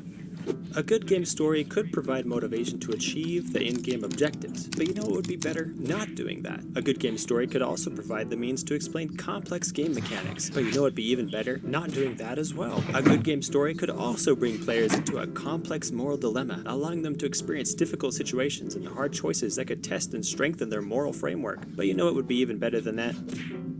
All you need to do is believe in yourself. But I mean like a lot. I mean like fat head levels of believing in yourself. You're the best writer ever, and you wrote the story. And you know it's a good story because, well, you wrote it. So there's no need to sacrifice any part of your story to improve your game. I mean, we wouldn't want to use the story to enhance the thing that you're actually making. Now, suppose you're trying to make a story-driven game. Your story will either be linear or non-linear. If it's linear, then you should give the player the illusion of their choices making a difference, but in reality, the plot proceeds exactly the same no matter what. And if your story is non-linear, then it's going to be a little more difficult, because the thing that you gotta do is make an even greater effort to trick the player into thinking their choices are making a difference, but in reality, the plot proceeds exactly the same no matter what. Except this time, you also have two endings that hinge on a single binary choice right at the end, where one path is obviously the good choice, and the other is obviously the evil choice. Yeah, that'll work well. In fact, all choices the player is given should be only extremes, because it's much easier to work your story into a game if the player can only interact with it in predictable ways. It's really difficult to create a system that can provide analog choices to a player, so don't bother. And even harder still is a system that can detect and react to potentially unforeseen actions by the player. That would require more than a single if statement. On top of this, whatever story emerges would most certainly not be the perfectly curated story you wrote. Alternatively, it is possible to tell a handcrafted story without giving the player any ability to impact the outcome. The player will be in the story, but won't be able to do much more than focus on the objectives of the game, immersed in the events taking place around them, shaping the path they are compelled to take. An epic saga like this, with gripping events revealed through the environment, character, and level design, can bring an unbound sense of wonder to the player. But nah, level design is its own episode worth of failure, so cutscenes and text walls it is. Ah yeah, they're gonna love it. And of course, if you follow all these instructions carefully, you are bound to succeed at failure. Thanks for watching. Fun fact, this series was originally going to be just one video, a one-off, but as I was writing the script, I realized there was just too much to fit into one video. So instead, I carefully planned out and created 617 episodes that are all backlogged, and I'm just releasing them as if I was making them one at a time. True story. Toilet time.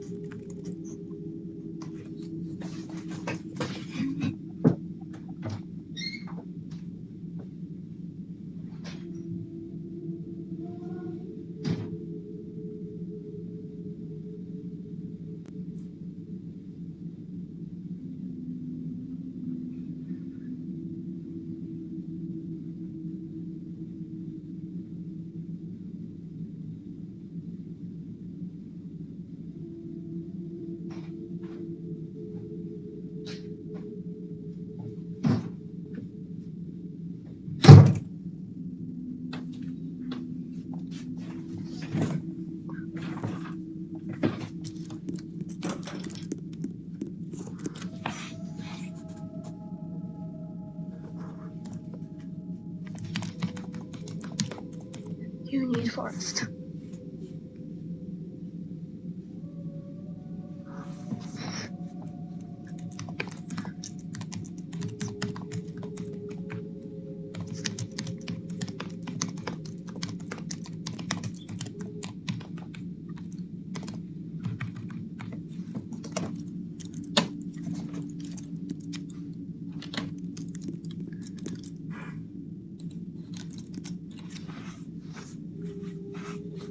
Checking.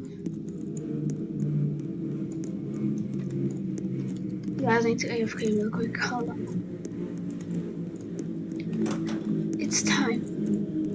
No, it's the room where it happened. The room where it happened.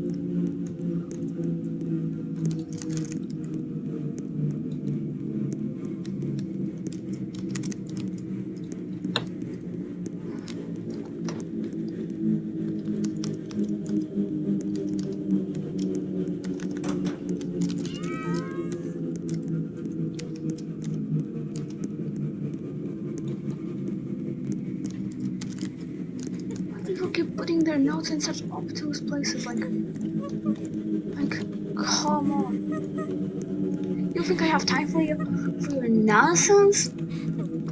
I barely even have time to say hi, THX, X, bye, RIP, GL.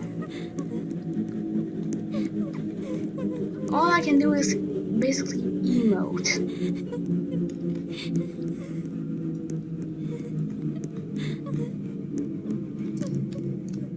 Oh, no.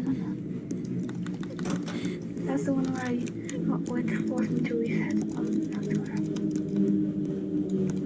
I'm going here like a true minimalist. And by minimalist, I mean with 10 extra battles.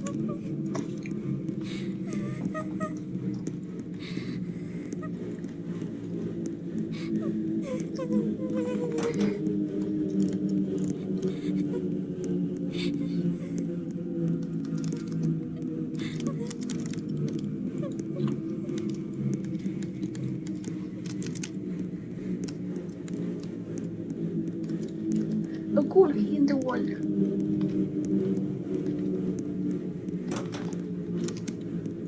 But it still explain the entirety of Henry's team. Because he in the wall.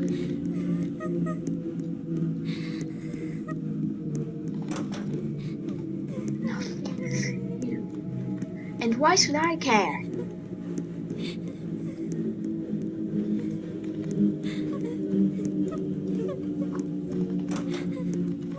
It's a fate XP.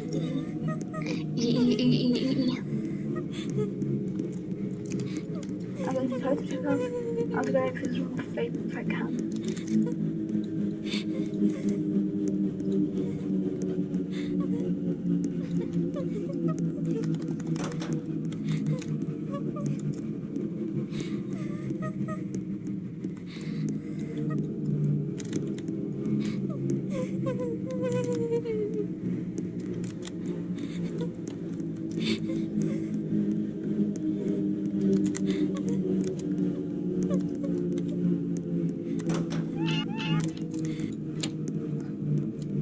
No, it's good tapping again.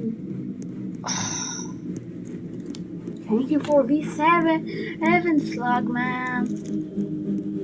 Thanks. And I want to see that at Fate Broadcasting. But it just says, lol, you got denied. Sorry, lol, he got denied.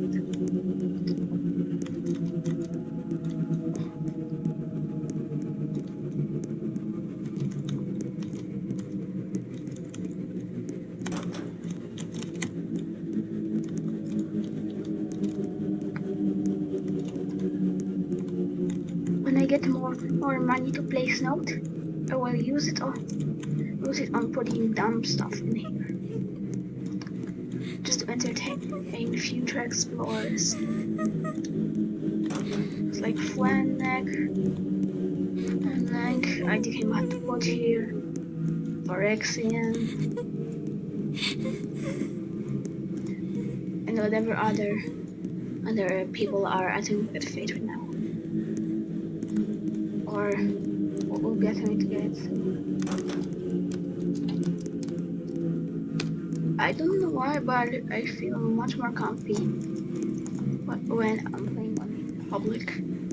I can chat with people, I can have fun, and I can joke around, I can feel welcome, and in private, and server Fnatic, it's just boredom. Boring!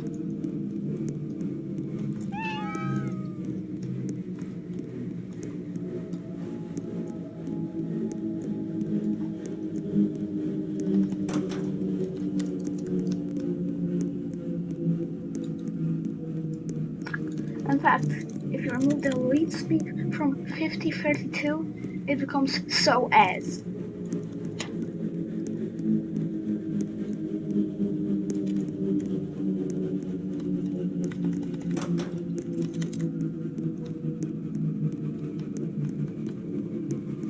Therefore, if I ever get to 5032, I will call it so as.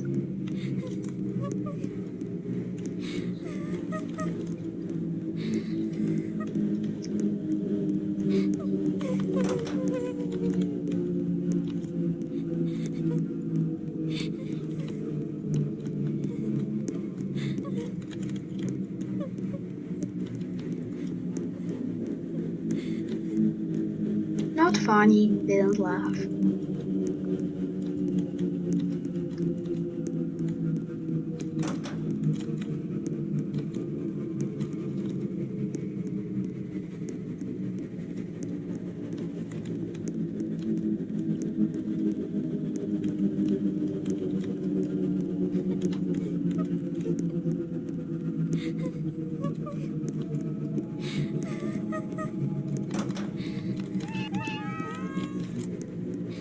Oh wait, no, the glitch isn't happening this time. This is I'll have a proper gauge on just how bad I am.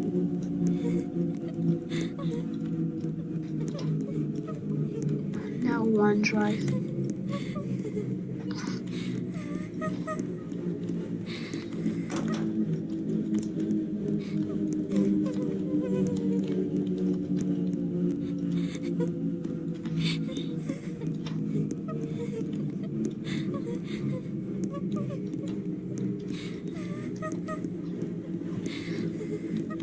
All the things I need for fate are W, A, D, and skill.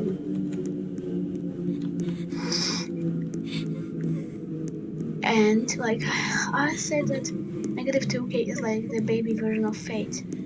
Basically, the best achievement of someone who isn't good enough. In my opinion, the hierarchy of achievements goes from something like this.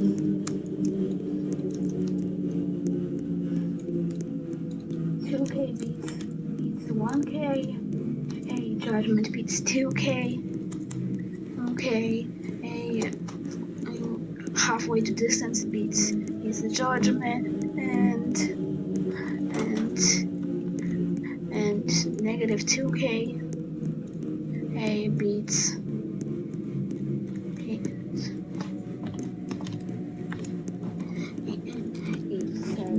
halfway there, and fate beats minus 2k. Actually, the place of halfway and minus 2k might need to be swapped. Or maybe they're really similar in difficulty, I don't really know.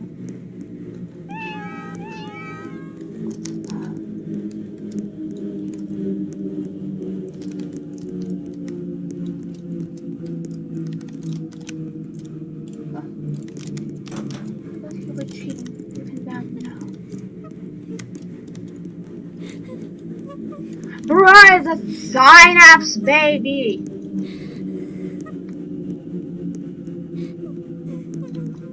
I was certainly hoping that the nightmare code would be something else, as I would say that, oh yeah, the game agrees with me, that stuff is garbage, but like, unfortunately, it ended up not being true.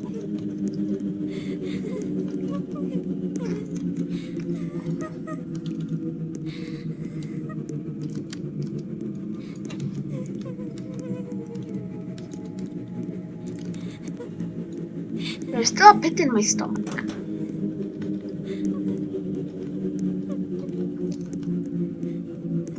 I think I'm scared. But yet I can't feel it emotionally. Oh look, it's -1.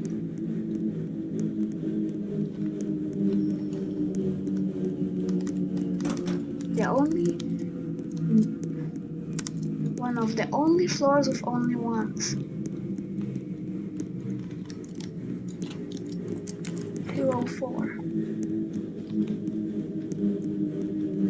Double consensus, so probably true.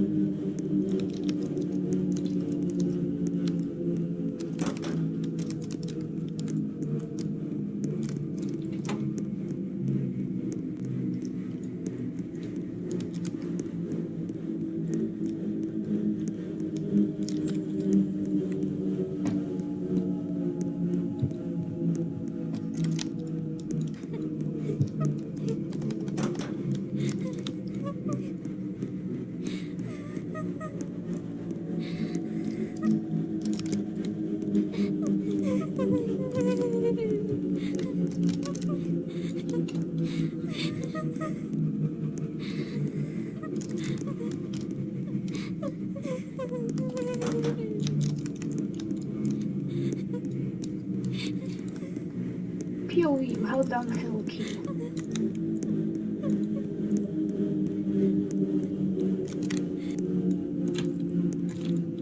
I kind of admire Chaotic Toad because, like, he has gotten to minus 3623. Even if he got denied, that still means that he's cool.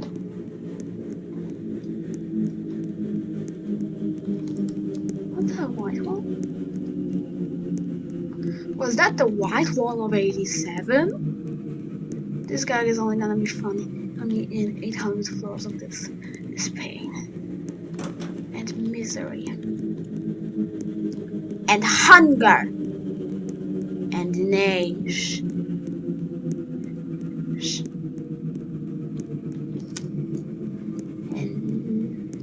and the doorlessness.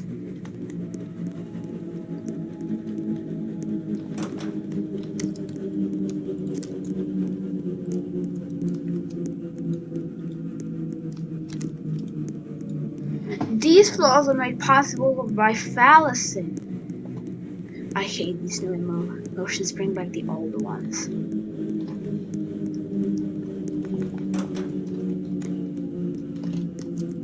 What do I mean? Hungry or hungry?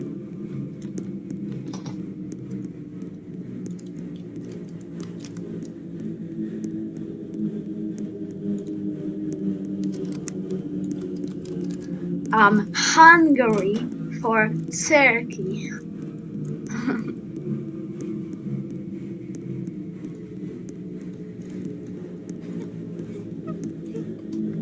Oh, hey look, it's Coda gave me a funny.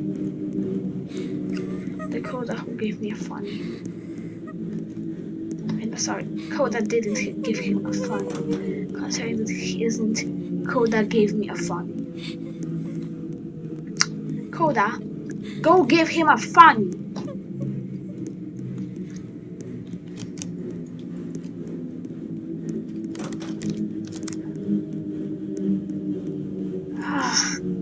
Well, I'm pretty sure there was nothing there. Wish I would have used up my brain a little bit more for checking, or just barging in there.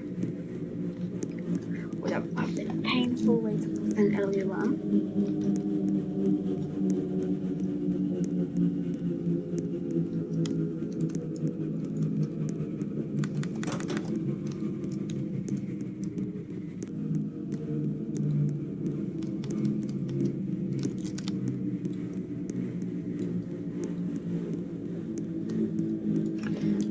IDK watched the white wall. He looked in defiance and said, I'ma get out. This was in defiance of the White Wall. Because we wanted to pull him in and end him. This clearly did not work out, considering that he is still alive. If that White Wall was in another place. Yep, 100% suffering, guaranteed. Only at whole pains. Okay, I'm hungry again. That was a White Wall, wasn't it? Can't care less about the ceiling. It will squish me before, because this thing will still squish me. If the White Wall didn't do whatever a possibly, actually I don't even know what White Walls would be. I heard a nickname called them Lightning Walls, but Ashton calls them Sliding Walls. Well, Gaty and Ashton are the same thing. Or the same guy. Or the same furry. Wait, what's Gaty's persona? I think it's a fox.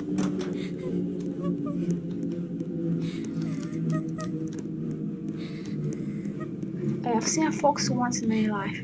Not long ago, actually. I was out on a walk with my dad, but I saw the brown. Oh, sorry, no, the ginger. Imagine being a ginger or animal with a white tip on its tail. Just casually standing there. It looked at us. It got scared. It ran. By the way, at 11:88, the floating point actually gets worse. So like once you cross that point, I do that much more floating point shenanigan. I mean, it actually continues up until the same amount of floating point shenanigan actually continues up until 2376. And at that point, it doubles. So once you go up 2377, so once you go up to floor 2377, then your text suddenly starts getting twice as warbly. Wait a minute, no, my numbers are probably wrong because there's almost 3,000 extra floors at the start. So what you're actually looking at is it's shifted by 3,623 floors.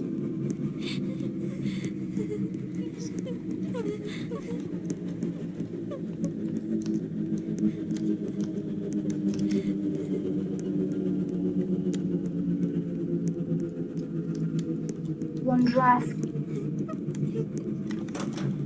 Yep. There was a Wondrasky at level 4. Or he wasn't rude because he opened the door. Or for me, I was ending my walk.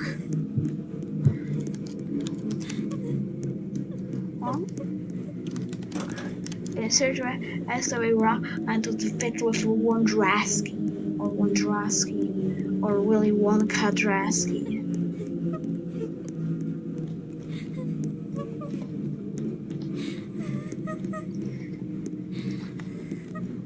There the dog went out for a walk.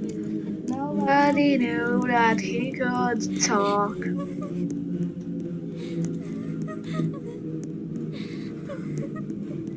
A-E-I-O-U.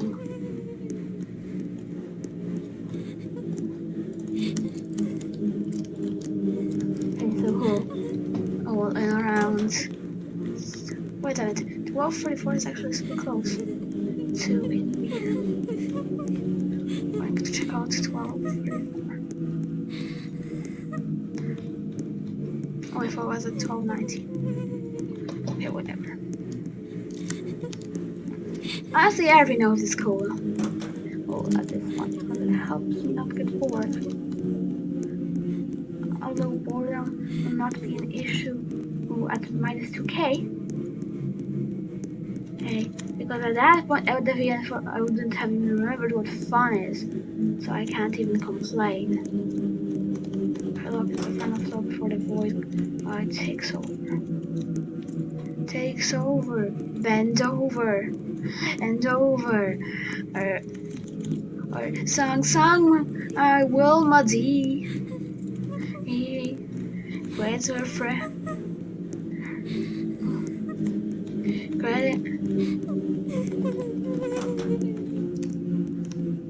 Credits were friends like Harry Balls.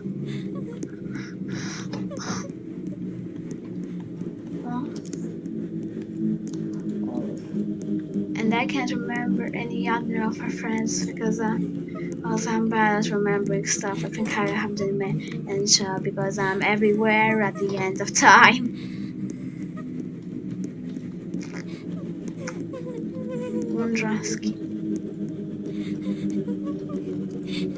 We're pretty away from the Wondrowski. Oh my god. Oh my god. Nah.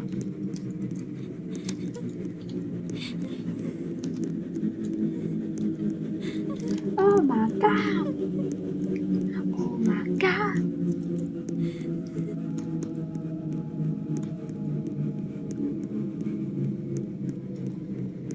Honestly, getting to minus 2020 is already unreal to me. That's right, passing 5 whole sets of fate floors is already unreal to me just because of how bad and unskilled I am. I was able to walk through high pressure fate situations with no problem. Honestly, I can't wait until I build up enough minus 2k muscle memory so that it becomes slightly more possible. Yeah, but sure. When I see your face in the darkest night, I just wanna be the only to change your mind. That my laugh is real, I see per dream. Wait, have I accidentally gone into 96? Yup. I need to wait 300 floors. Oh hey look, we're a fourth of the way in.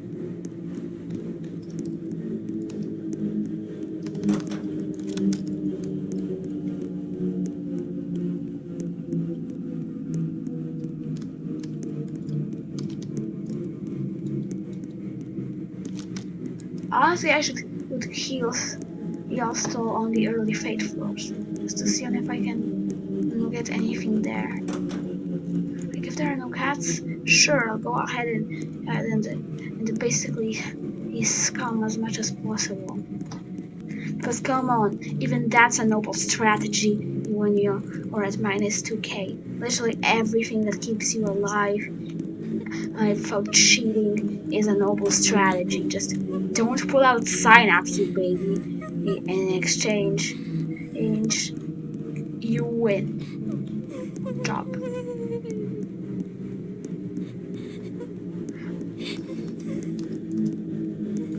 I was trying to do a pickle one today, and I just learned just how awful mobile Roblox truly is. Like auto turn, auto jump. It's all for making obbies easier, but in reality, it's just going to make them super. I don't know. It's just going to make them impossible because like you're not going to be able to make such tight turns. Turns as are required for or even wraps when Roblox is making sure to constantly screw with everything.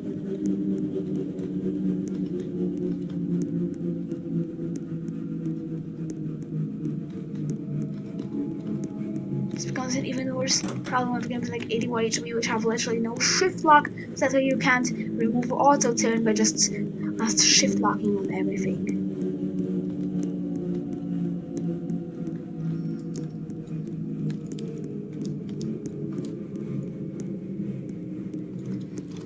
In fact, you are slowly drinking water over the course of a run, and because of saliva.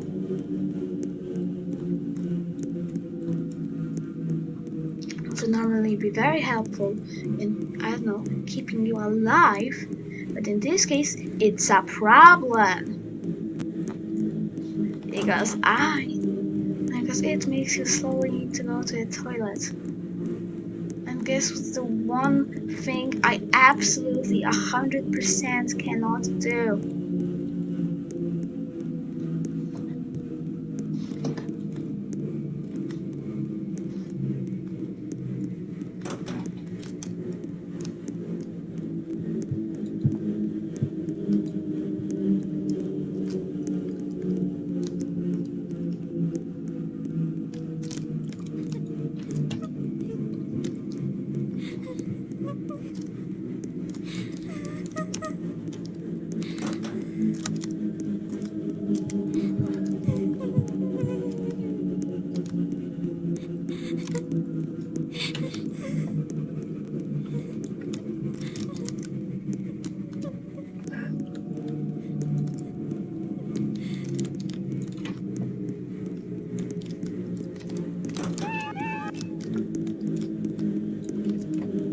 Let's try out how to heal Scum.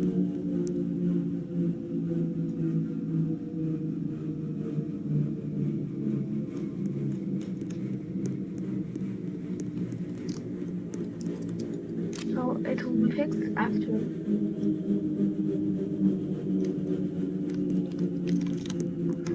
a whole, I guess, 3 or 4 floors.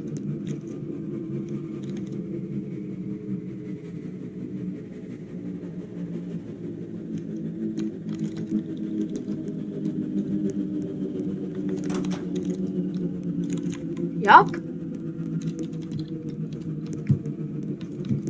Honestly, if I can get to like 2010 with even yellow HP, that's already a massive progress.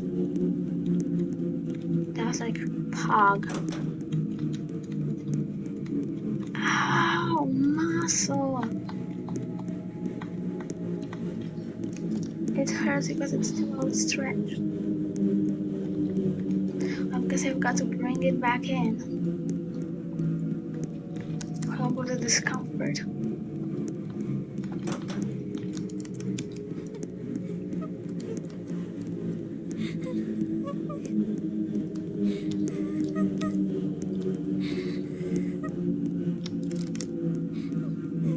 Failed where? On that exact floor or just on any floor somewhat near?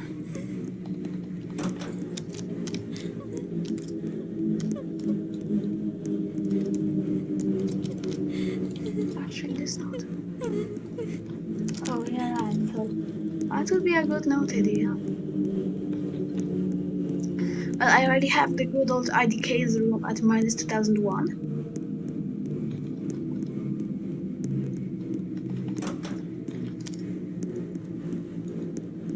I already have the idea of what do I put at 3141? I'm hungry for the infinite pie, but I only got a finite slice.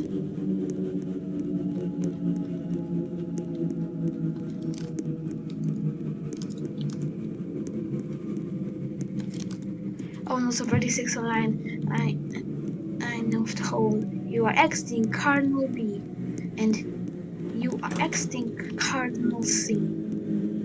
Just for anybody who happens to either go up,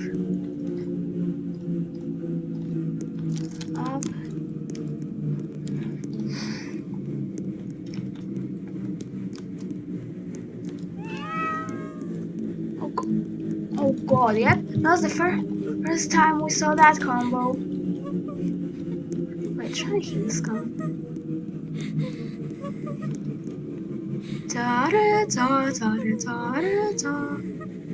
Actually, I can probably heal Scum once. Thank goodness that the spikes aren't global. I mean, if they were global, they could pretty much lock yourself in a room if you got far enough ahead. and take a small break. But instead, and you are allowed to heal Scum.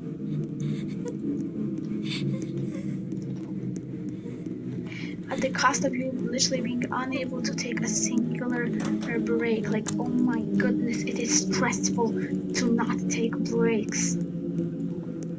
Oh, by the way, what's the day on this floor? Oh, cool. It's October. Why do programmers get Halloween and Christmas confused? It's because Oct 31 is deck 25. It's the OMG crazy number. Yup, it is indeed the crazy number.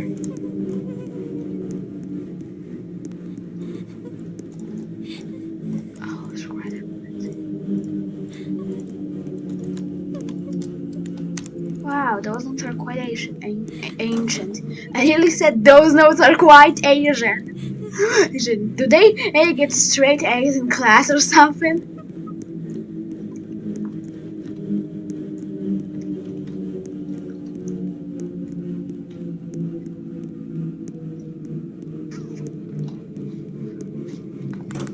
This game is anti-Asian. It gets all S in not being a bullet. Oh yeah, I once died on the next floor because I was careless.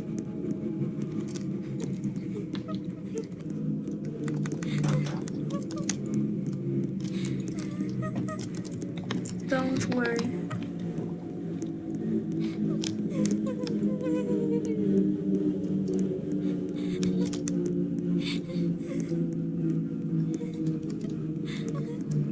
Two S for a pro like me.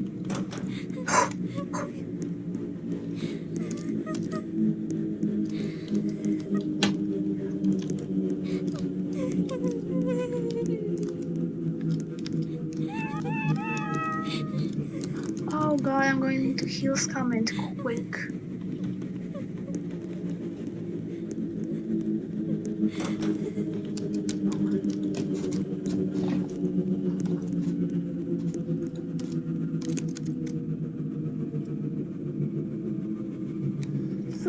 To realize just how close you are to seeing the spikes on every floor.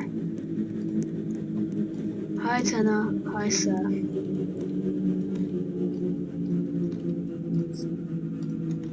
By the way, the lanternless is how I saw the entirety of Fate once.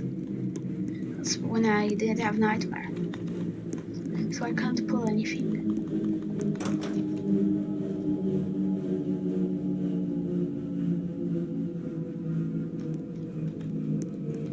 Yeah, I just landed on a cat. Greater 1987. Positive or negative? I've been to both.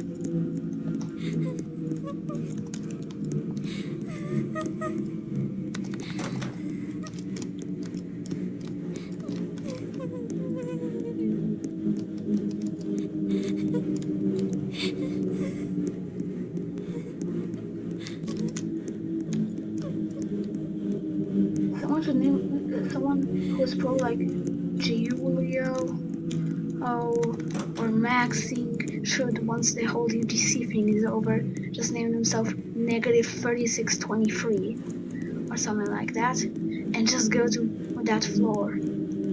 Actually, they could do it when the UGC is, but please just don't accept the UGC. See, that sounds like a fun thing to do. If there's enough time, then I to do it. Then I will get an alt account, get all the badges on it, do the same nightmare shtickle over and over, and when I get to Fate, and when assuming there's still time, and to get Fate, for the 208th slot, I will get it and not accept the UGC. Totally, everyone's just confused. Like, why is this Victor not getting in the bed, dude? Wait a minute, are Japanese characters allowed? Oh no, it's just a regular. There are 5 characters. Probably a name is left. A snipe actually.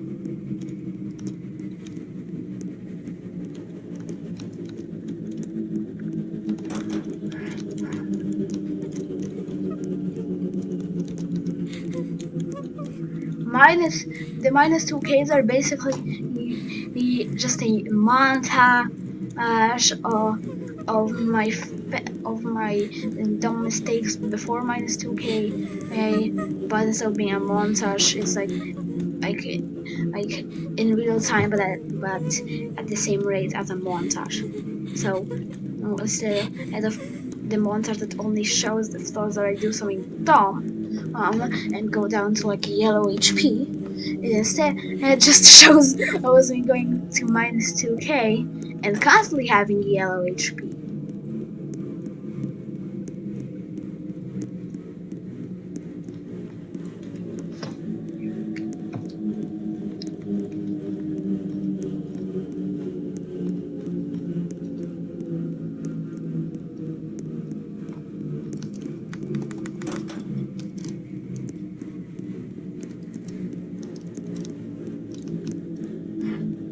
Next 100 is about to come soon. 40% until 40% of the way till break. Hold on, I need to burp.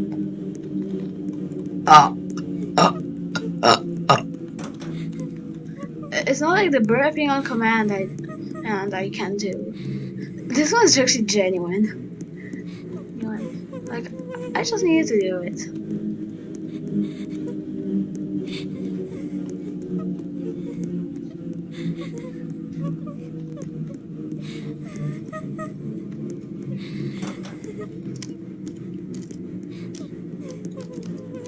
I usually grab the basement key as a good luck charm, but in this case I literally didn't.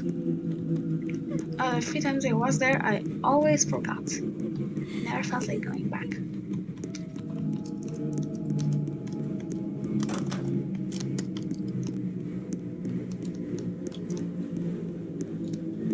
Why did I just randomly see a weird windscreen thingy? And when I close my eyes for a bit, like blinked. I saw some weird stuff. It's like my brain is trying to figure out how the method is fate. Right.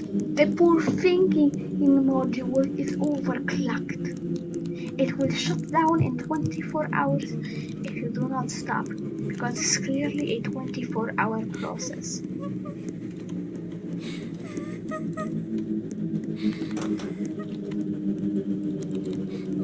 Brain shutting down in 3, 2, 1. Surprise! It's alive!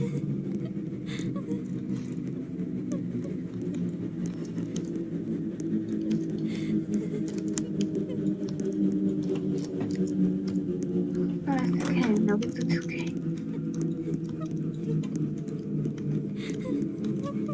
Nothing. What's up? Don't die, Coda! Let me try to do a cat floor or with the darkness.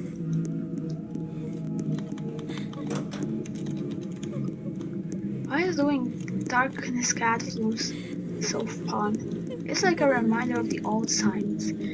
Excited of the ye old times of no PC and having a life instead of the ye old times of V5 me still struggling and crying. Drink pink calcium.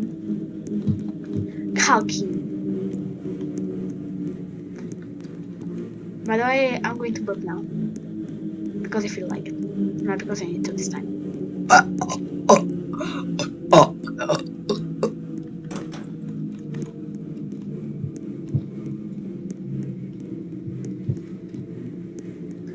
Hopefully it makes me be less needing to toilet in the future.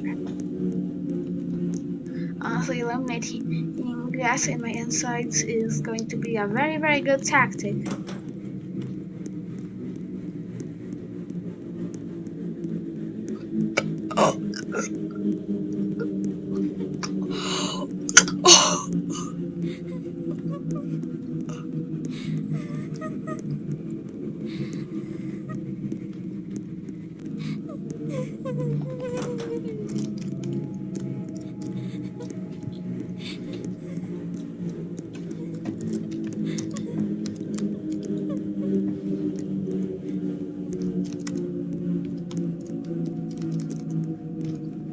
Oh, hey, look, it's the negative limit of personal sensor.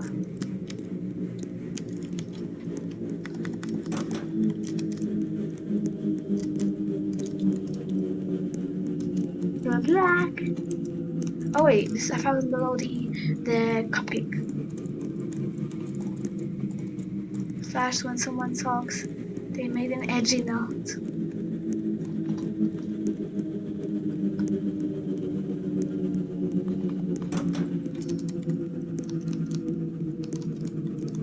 Once I die, I'll probably get the passage key or something. Just cause why not, honestly.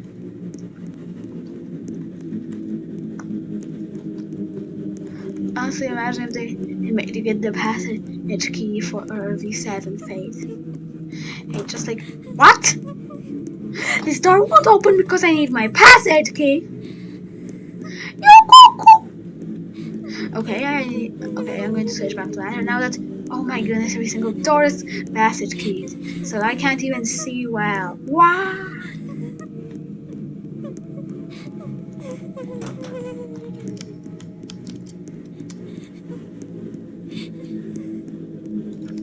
Yeah, so there's basement passage, there's a cellar nightmare.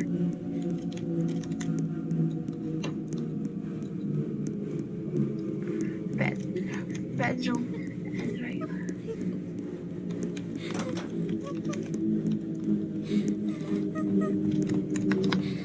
Nightmare key. No?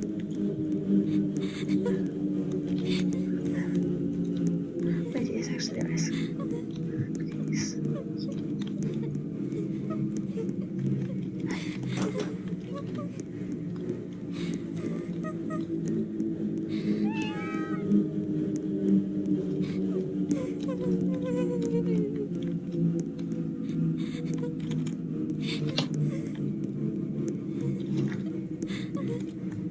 I think.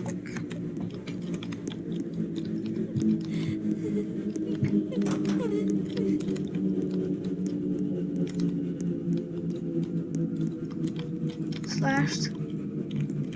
Oh, so a slug note could covered in randomness. It's kind of funny how there are 4 slug notes where you can be directly next to them.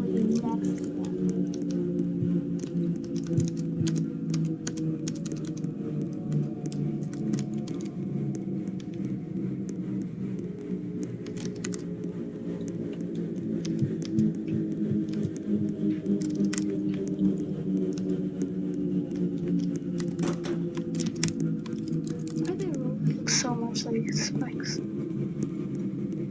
Oh, wait, Fate Keeper. What the? I nearly just got murdered.